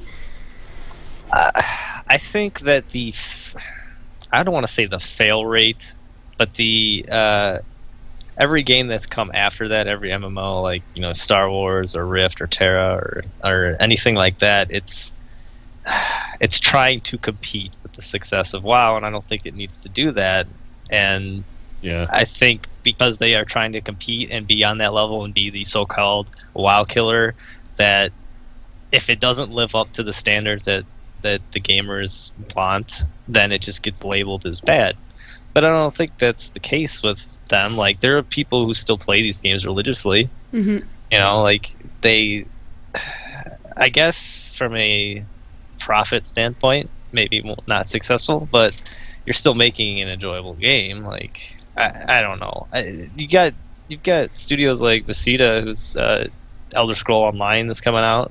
That's going to be an MMO, and like, to take a gamble like that, if the so-called market is not successful here, and you have a franchise like Elder Scrolls, and you're taking into an MMO setting, like, I don't know. I don't think it doesn't work here. I think there's different flavors, and it must just be the measure of success then. What it is that you consider makes a game successful, or what actually makes you break even financially. Right? It could be Blizzard, their Titan project, their super secret MMO, they announced this week that they're changing a lot of everything and sort of quote unquote starting over, and this thing's been in development for years now, so I don't know. That's just Blizzard being Blizzard. It's Blizzard. They'll iterate as much as they need to. It's like it's kind of weird that they even talked about that, honestly, because like I'm sure nobody knows anything. Why say something? You know what I mean? There are entire games that have come and gone, I'm sure, that no one has ever known about at Blizzard. And like Diablo 3, man, like how many times was that booted over the years? Like there were like 4 versions of Diablo 3 before that game finally came out. Anyway, yeah. I don't know. I'm gonna kind of play devil's advocate on this one and kind of agree with the Take-Two guy. I know I'll probably earn some wrath for that, but when you, I'm also going to use Star Wars as my model here. God! You're gonna double dagger him. I mean, when you think about how much that game costs to develop. The cost to develop an MMO and the time required. You can't fail. Like, people lost their jobs over that game. The CEO lost his job probably over that game. You can't fail with an MMO. So the amount of risk that is required to develop one is almost not worth the potential success, especially when you see how many quote unquote failures or like mild success or break even stories there are. You're really going to develop something for 4 years and break even on it. Eventually you got to pull the plug. And when Elder Scrolls Online was announced, everyone was saying, why? Like, why does this exist? This is already a relic. Like, this model doesn't work and you're pouring all this money into it. What are you going to do? So, I mean, I see the comment by this guy as basically saying, look, it's just too much of a risk. You know, we've seen too many fails, too many break-evens, and not enough successes. So it's not worth our time or resources to commit to making something like this. And I think that's a pretty... I mean, I may not agree with it, but I think it's also fairly valid. To that point, I understand that it's sort of like saying the market's kind of stale, but like saying that you're going to go over to Asia because the market's better. Well, look how many people over there take gaming more seriously than we do over here in the West. Like, they love to game over there, and it's not to say that I like to game. I love to game. Well, I mean, but we 4 are exception to the rule. They're religious about it over there. So it's like, and then if you look at the MMOs that have come out over there, they're all pretty similar. Like, there's nothing innovative going on over there either. It's just the people, you know. It's I just think this is talking about a very specific definition of MMO. Like, this is just this is not counting games like RuneScape, for example. Like, RuneScape has been around forever. Yeah. Yep. And if you, like, as we're recording this podcast, it is the number 8 watched game on Twitch TV right now. I know that's not exactly a super scientific, method to determine the success of a game, but certainly RuneQuest would not have survived as long as it has if it wasn't successful in some way. Man, people love to escape them runes. Like Guild Wars. Yeah. I can't imagine that they would have had the capital to make a sequel to that game if the first one couldn't have been called successful. Like, I don't know, man. It's a really weird... They're learning to adapt. Like, if a MMO is not successful, I mean, a lot of them are going free to play, but that's not a bad thing. Like, it's a way to generate interest and more money. Like, okay, people spend so much time, like you said, Star Wars. They poured a ton of money into voice acting and making an essentially a single player game, but they wanted it to be an MMO. So they hurried up and they threw in some end game content to satisfy those MMO people, and they didn't really take the time to kind of sit down and think it through, because they needed it to be out and be going to make that money back. So yeah, it I don't know. Like, I think it's kind of a larger problem in the whole game industry right now is it's oversaturated. I'll say that MMO. Well, it's a lot of the AAA developers, they only know how to solve problems by spending more money. It's like this. We don't know how to make this game. We don't know how to have this game compete with this other huge game. Let's spend more money. Throw Let's some money at it. This game isn't looking too good. Let's hire Linkin Park to write a song about it. Yeah, exactly. It's like, let's not actually fix the problem with our game. Let's not be creative thinkers. Let's keep using the same outdated tropes of game design and the same mechanics that we're putting in there just because this is what you do with this genre. And instead of trying to fix the problems with whatever genre or whatever kind of game they're making, they're just like, nope, let's make another cover-based third-person shooter, but this time we've got all these famous people doing voices for it. It's like, god damn it, you guys. Just stop. Oh well. Why do you say we move on to the next topic, which is a doozy. This is your WTF mate for the week. This is your. So let me just read to you this article that we will link in the post on the website. It's a I want to say article, but it's not really an article, from Polygon, that says that Sega franchises will be getting a new fragrance line this June. Fragrance creator Epic Scents is partnering with Sega to develop a new product line relating to the publisher's franchises. The company announced it yesterday. Or 2 days ago, sorry. Neither company has disclosed which franchises will be tied to the new fragrance line. However, the Air Care products are slanted to launch in June. Hey guys, I bet you always wanted to sniff on some Sonic the Hedgehog. They made Mega Man and Proto Man air fresheners for last year's Comic-Con in New York, that's what it says. And I think Mega Man was scented Cool Rush, and Proto Man was Apple Cinnamon. So what? You can have some sweet air fresheners pretty soon here. I like the very first comment I see here, which is, "Will there be an Eggman cologne?" Terrible. I don't know what else to say. Yeah. When I saw this headline, the first thing I thought was, yeah, this could actually work if they had Ooh La La selling some... It's funny you said that, because I was just about to make a hot sex comment about Ooh La La, but I guess I don't know what that smells like. What else did Sega... I can't even think of any Sega... God, franchises? Like, what else do they even have anymore? Altered Beast? Rise from your graves and put on It smells delicious. Welcome to your doom. It smells like flowers. Let's see. I just pulled up a list of Sega video game franchise. Crazy Taxi? Power up your scent. I just want to make Altered Beast jokes now. Yeah, I think you pretty much made all of the Altered Beast jokes. It's all three lines of voice acting in that game. Super Monkey Ball. Odor eaters for your shoes. That joke is too easy. We could have a field day with this story. Oh, yeah. What the fuck, dude? What is this?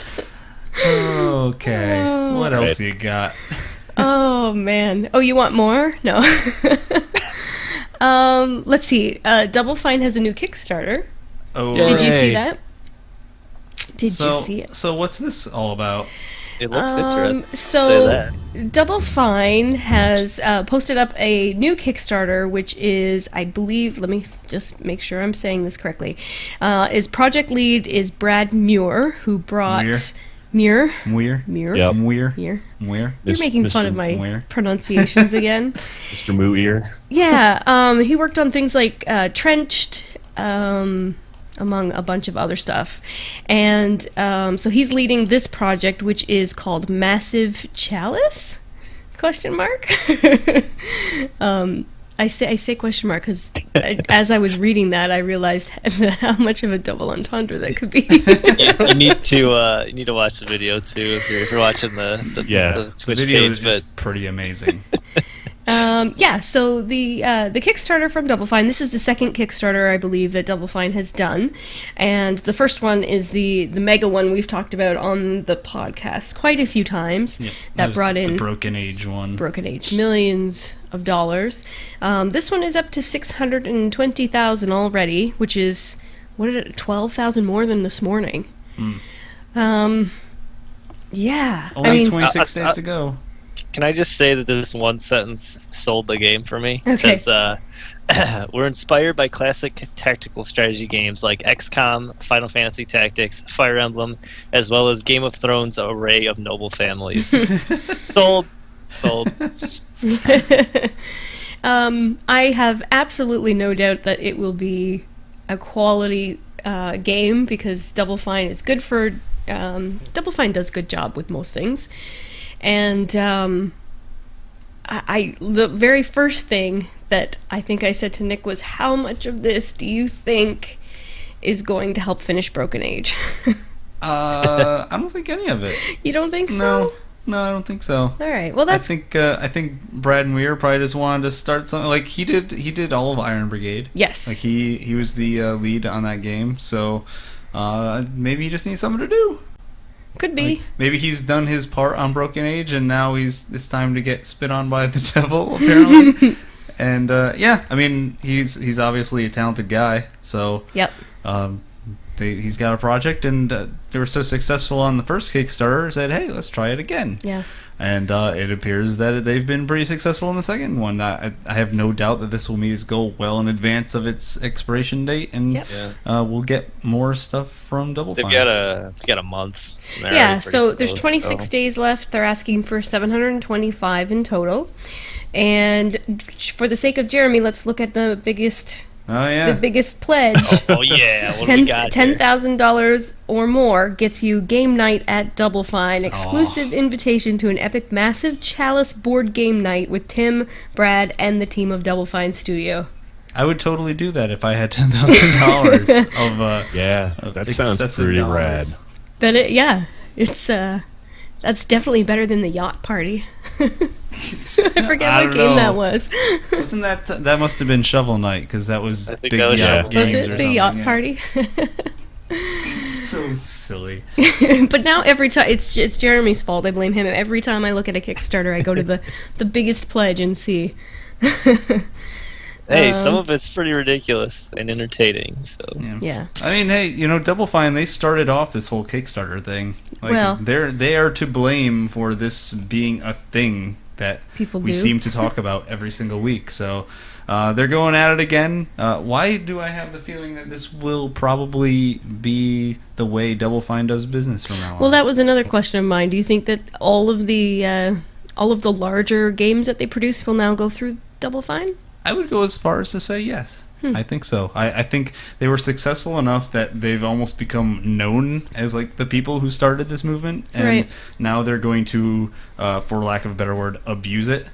And well, they really are treating it like a pre-order system. Yeah, which I have touted as the future of pre-orders in the past. So I don't have a problem with it. I don't know. Maybe I am a complete sucker, but seen a lot of cynicism about this, like everyone going, what, Double Fine Kickstarter again, come on, man. And going like, what do they need more money? They don't need more money. What do they need more money for? But man, I love Double Fine. I'm gonna give you some money if you want to make a game. Sure. I trust them. I think they have, in my heart, they have earned it. And I think a lot of people feel that way because it didn't take them long to get a substantial amount of their goal. Yeah, they're not there yet, but by the time we do our podcast next week, they will be. I don't think they're gonna miss. Yeah. So, cool. Double Fine. Yeah. More stuff. Hopefully, Broken Age is coming soon. But yeah. Also, that pitch video. It's pretty good. God damn it. It's pretty good. I want their next Kickstarter to be a Kickstarter to start a television series based, like a vaguely fictional, vaguely real television series based in the Double Fine offices. the part where Brad's tooth kind of falls out freaks me out every time. God. Yeah. Yeah. I will post a link in the. I don't know, if you are listening to this and you want to go over to fromthedpod.com and look for the DPod episode 40 post, we'll put a link to the Kickstarter video there. So cool. Yeah. What else we got? Well, actually, I'm going to go to something that's a little bit weird before we lighten it up again. In a sad, weird way. Just on Friday, which was yesterday, unless you're listening to the podcast later, Andrew Scott Reese, who was one of the co-creators of the Oculus Rift, was killed in a police chase in Santa Ana, California. That's pretty sucky. It's very sucky. It's a very bizarre story. I believe he was due to present Oculus Rift at E3 in a couple weeks. Really tragic. But the Oculus Rift will continue to be developed and by his co-creator. But my heart goes out to that family. That is a sudden and tragic accident for a very bright person with a lot of creativity. So, yeah, weird. Yeah, like, imagine you were working on something for years and years and years, and less than a year before it gets released, you kick the bucket. Well, it's not even about that. It's that it was an unexpected. It wasn't like he was sick or anything. He was a pedestrian that got involved. Involved in a very unfortunate way in a police chase. Which, that's just tragic. And again, my heart goes out to everybody over there who's dealing with it. And now he's in the great 3D in the sky. Well, it's kind of a legacy that people will take and continue to develop. On his behalf. So, what if in 3 years, when we're all permanently wearing Oculus Rifts everywhere in public, we'll all have him to thank for it? I make fun of the Oculus Rift a little bit because I would not use it right now, but it is a technology that he has developed with someone else that will change the way technology continues to be used. So, yeah. Life is fragile and wonderful, everybody. Yeah. Go make some. Everyone go out and make an Oculus Rift. Exactly. But yes. Don't watch any more Dancing with the Stars. Oh, isn't that awful? Turn off Dancing with the Stars. Go write something. Yeah. Or draw something. Or do something passionate. Yeah. Yeah. Now, again, I had to mention it because it is all over the news. But let's just move on to something else that's a little more fun.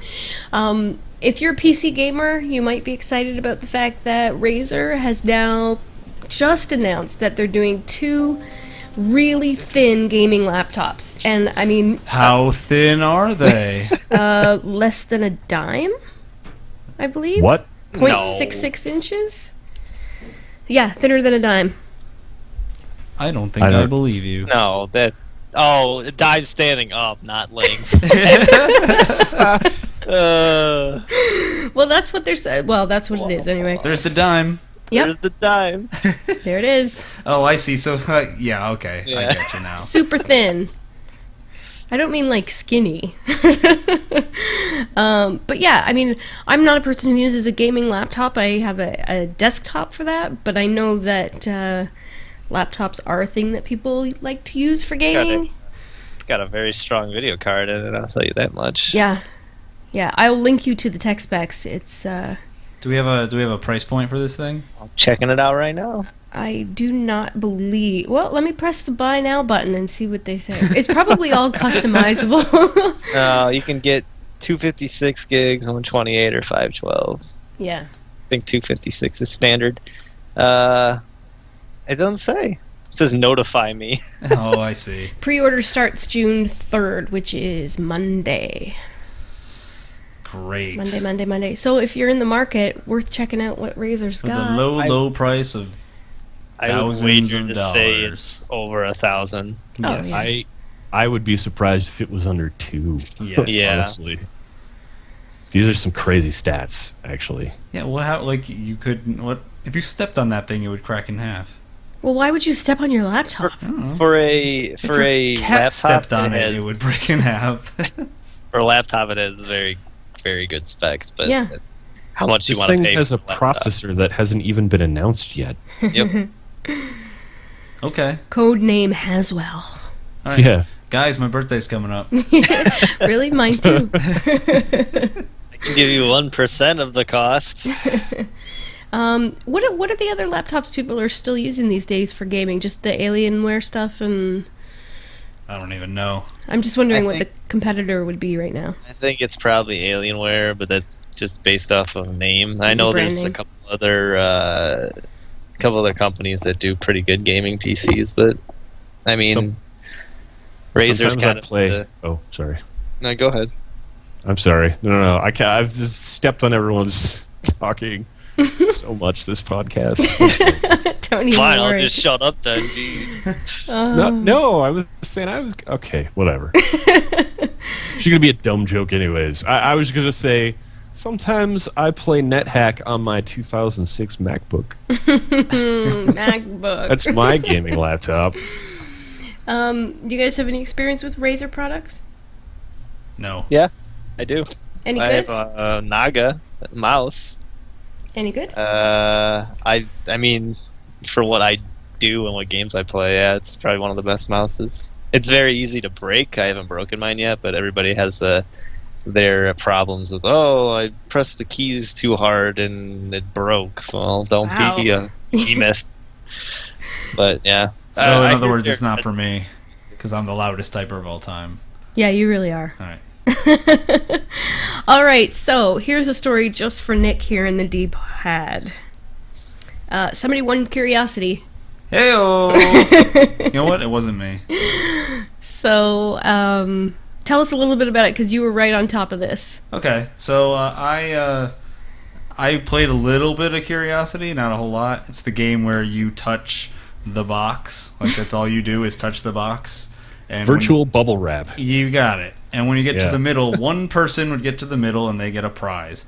And that prize, as our good friend Peter Molyneux, who you're now looking at inside the box, was going to announce to that one person what the prize was, and then that person could decide if they were going to propagate the information. So some 18-year-old kid in Scotland ended up winning. And not only did he win, but it was the first day he was playing Curiosity. So he literally downloaded it, and then 3 hours later or so won the game. So congratulations to all you people who were clicking monotonously for 9 months. You all suck. So we get to the middle of the box, and Peter Molyneux was in the box. So that alone was a life-changing experience because, Peter Molyneux in a box. And he announced what the prize was, which was actually pretty cool, sort of. His company, 22 Cans, they're developing a game called Goddess, which is a god simulator. This is something that Peter Molyneux, went back when he was with Lionhead, is famous for because he co-developed Black and White, which was also a god simulator. Mm-hmm. And the prize was that the person who won Curiosity gets to be the god of all the players of the game. That's crazy. If you are playing the game, you are a god. Like, you are the god of the NPCs, and it's your job to, be their god. But then the winner of the Curiosity contest is your god. So he has some control, some yet unannounced control over how the game plays and how you are able to interact and whatnot. In addition to that, that person will also share in the profits of the game. So if Peter Molyneux manages to actually deliver on his promises for once, you could potentially make a fine mint being the winner. So again, pretty cool prize, even if you're just in it for the cash. But if you actually became interested in being the god among gods, I could see how that is an interesting experiment in video games. You could really mess around with that. Yeah, depending on what they let you do. Knowing how Peter Molyneux works, chances are it won't be half as interesting as it sounds. Aww. But hello. By the way, that My video name's- was really lackluster. Yeah, as you can see, it's just a tiny Peter Molyneux in a box. Is that what was in the middle? No. Yeah, so, hello, my name is Peter Molyneux, and I am inside of a box. And you are the winner of my contest. See, having a share in the success of it would be pretty exciting, as long as they do a Yeah. really good job of, marketing it and getting it out there. And Here's my $26 check. yeah. Every week I get a check for 13 cents. And who's he with now? Who's developing this? 'Cause is it his own studio? He left Lionhead, formed his own studio His own, called yeah. 22 Cans. I'm pretty sure it's him and like 3 other dudes. Right. So profit sharing could potentially be lucrative because Mm-hmm. it wouldn't be split among too many people unless the kid gets like a 1% cut. Also Right. worth noting, I don't know if this was confirmed fake or not, but apparently the winner started a Twitter account after winning and offered to trade the reward for a car. That sounds like such a teenager thing to do. Again, kid was 18 years old from Scotland. Probably didn't know any better. Again, that whole Twitter thing might have been fake anyway, but it was funny when I saw it. So, yeah, that's over. Experiment success? Question mark? I guess we'll find out. Yeah, I don't know. Is there a release date for this God game? Not that I know of. Okay. Pretty sure it's still under development. So, interesting concept. We'll see how it plays out. Yeah. Yeah. So that's all I got.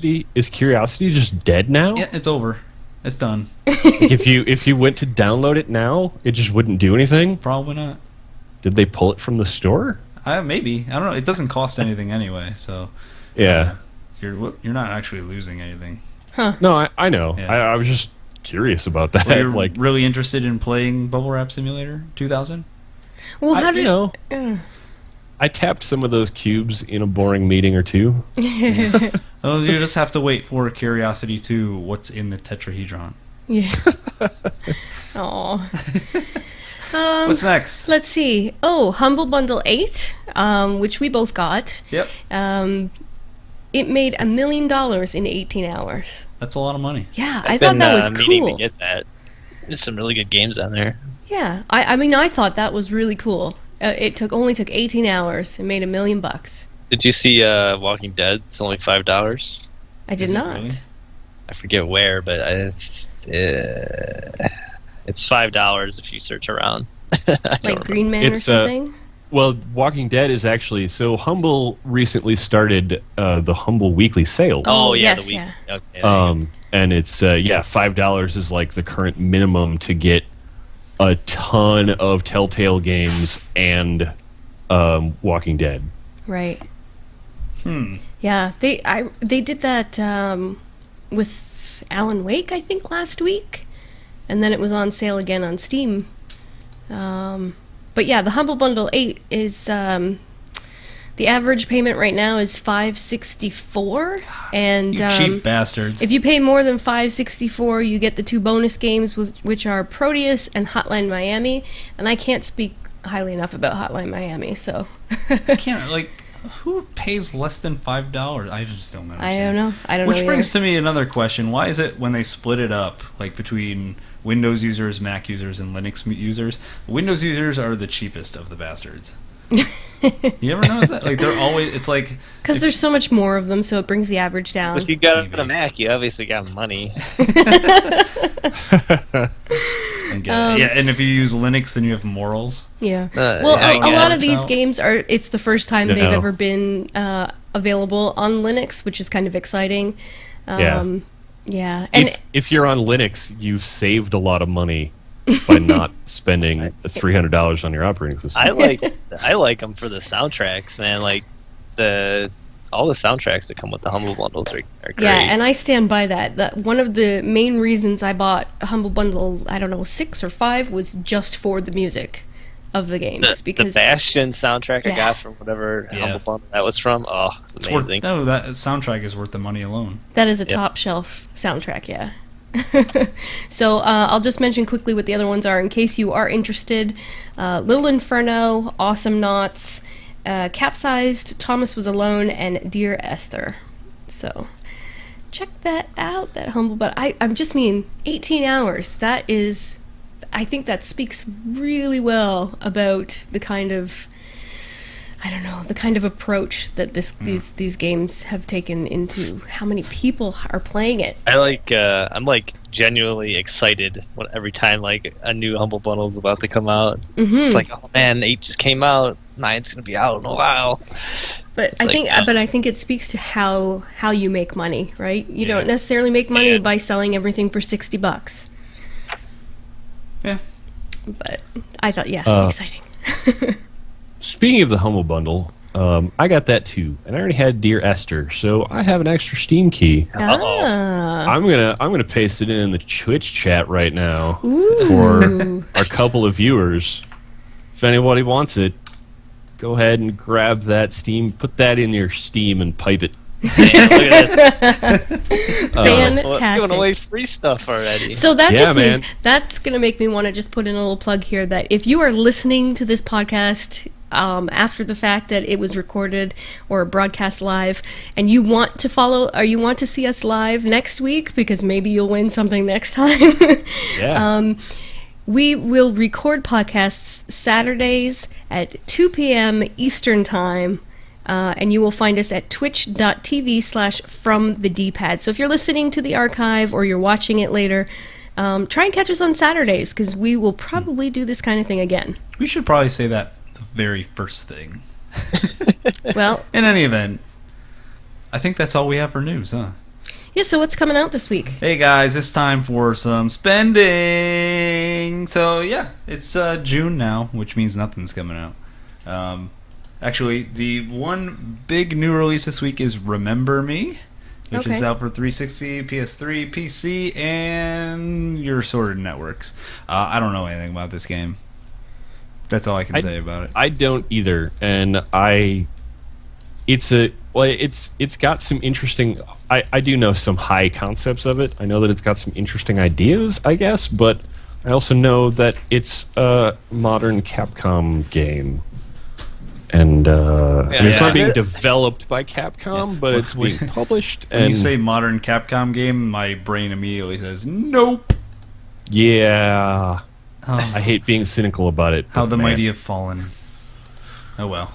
What else is going on this week? Class of Heroes 2 for the PlayStation Portable, if you still got one of those. What? What's that? Really? Yeah, really. They made a new game for what? What? A couple PC games coming out. Gunpoint, Scrolls. Don't know anything about those two. Gunpoint looks fantastic. Okay. Actually, Yeah, like- Gunpoint is being made by Tom Francis, longtime writer of PC Gamer. This is his Oh. first game that he's ever made. He's been working on it for 3 years. That's cool. It's like a stealth, like espionage spy game that's all about literally hacking the level in really crazy ways, and it's all about giving the player a ton of choice, and it looks really good. Cool. That's out on Monday. Also, retail version of Minecraft for 360. If you haven't already gotten on that. And actually, speaking of Minecraft, Scrolls is a new game by Mojang. Oh, okay. And it's the game that they were in litigation with Bethesda over. Oh yeah, I remember that now. For the name Scrolls, and that looks potentially interesting. Also, it's like a collectible card-based RPG, so Okay. that could be cool. I do like collectible cards. Yeah. Did you ever play Magic? I've played a lot of Magic. Yeah. We've been down that road before. And the Magic like a video game. What Yeah. was Oh, that yeah. again? Coldcept. Coldcept. Yeah. I love Cold Step. Oh yeah. Oh man. All right. Coldcept. Next week is the Cold Step only I've seen podcast. so much Coldcept. I haven't played it, but I've seen so much of it. Official release of Marvel Heroes on Tuesday. Yeah. I'm looking forward to that one. We're still on that bus. Yeah, totally. Cool. A couple other things coming out, but nothing's really. Anything for the 3DS? I really want something on my 3DS. Donkey Kong. Yeah, it's out. Well, Donkey Kong's out already. So, Yeah. Yeah. I know. I don't have that same attachment to Donkey Kong because I didn't really play it when I was little. Yeah. That's pretty much it for releases this week. All the rest is VitaWare. VitaWare? Anything good for Vita? I know we have a Vita listener. No. All right. Sorry, I'm just fair trying enough. to be honest with you. There's stuff coming out for your Vita, none of it is good. Aw. Yeah, and then of course next week we'll well, it's actually technically not next week. It'll be next weekend will be Animal Crossing for the 3DS, Oh, which yeah. If you've ever had any experience playing an Animal Crossing game, then you're excited about it, and if you haven't, then you probably don't care by now. So all I I'm gotta say excited. is, gots to get that fruit. I think that is probably the best. Like, the 3DS is going to be the medium for Animal Crossing. Yes, the whole street passing and the online friends and all that kind of stuff. I've been I trying really to hope they... convert Sharon into an Animal Crossing person, but she won't have any of it. I don't know. It's all right. You played some of it, I think, that Yeah. I watched. Well, I don't know if you watched. I don't think pretended to, at least. I don't think I knew you the last time I played an Animal Crossing. Well, then game. we must have watched It must have been something else. I don't know. I'm having a real hard time seeing the value in Animal Crossing. I want to. That's but- okay. That's okay. We'll talk about it next week. All right. So that's it. That's it for this podcast, Sharon. We have our closing card up. If you'd All like right. to, Well, toot our horn. let's thank Jeremy and Nick for joining us and allow them the opportunity to direct people to their places of content. Jeremy, where can people find your stuff? Like art, like the website. The internet. Yeah. I have some articles up. Caught me off guard here. Sorry. Check out some stuff, some good MMO coverage and general shenanigans. www.fromthedpad.com. Excellent. And Jeremy also streams at our Twitch channel, twitch.tv/fromthedpad. Where you're hopefully watching this podcast as we speak. Or will be next Yep. time. And Nick, Make sure where can you people... click... Sorry. Make sure you click that follow button on the Twitch Yes. page. Follow. I can attest that Jeremy's streams are a good time. Mm-hmm. I was like hanging out. And also, you'll find an archive of the videocast on our YouTube channel, which is also From the DPad. And subscribe to us there as well. Nick, where can people find your content? P1LP2.com. Excellent. You'll find great videos there. Lots of videos. Aw, Yes. thanks. A plethora of videos. I always enjoy watching Yeah, Player we've been 1 Loves doing it. Player 2. Been doing it for like almost 2.5 years now. Wow. Good gravy, have- man. We have like over 250 videos up there now. Yeah. Yeah. And if you do visit, you'll be able to get internet acquainted, I suppose, with Nick's other half, Matt, who is also Yep. an enjoyable gamer. And don't forget to find us at fromthedpad.com. You can find us on Facebook, on Google+, on Twitter. Where the heck else are we? On Twitch? God, we're on everything. We're everywhere. Yeah. We We are are omnipotent. in your mind. Coming to an Oculus Rift near you. Yes. Oh. You can find us on the Ouya. I don't think we're there. No. You can, however, email us. Sharon at fromthedpad.com. Nick at fromthedpad.com. We're here to answer all of your pressing questions, like where do babies come from? I'm not answering that. Wait, are you sure we're not on the Ouya? Aren't we one of the like 130 billion developers? Oh, yeah, the Oh, 30 yeah. billion I guess developers. you're Something like that? You're right, because the D-pad game that we've started talking about is in development for the Ouya. Yeah, it's already been approved. Guys, that's going to do it. Any final comments before I shut this thing down? Video games. Video No, games. let's go get birthday cake. Birthday cake. Oh. It's Sharon's birthday tomorrow. Yay. She's turning. No. She's turning 29. Yeah, there you go. That was smooth. Good save. Guys, this has been an exceptionally long but fun podcast, so I'm gonna call it a day. Let's go out with a bang. Hey, roll that beautiful bean footage.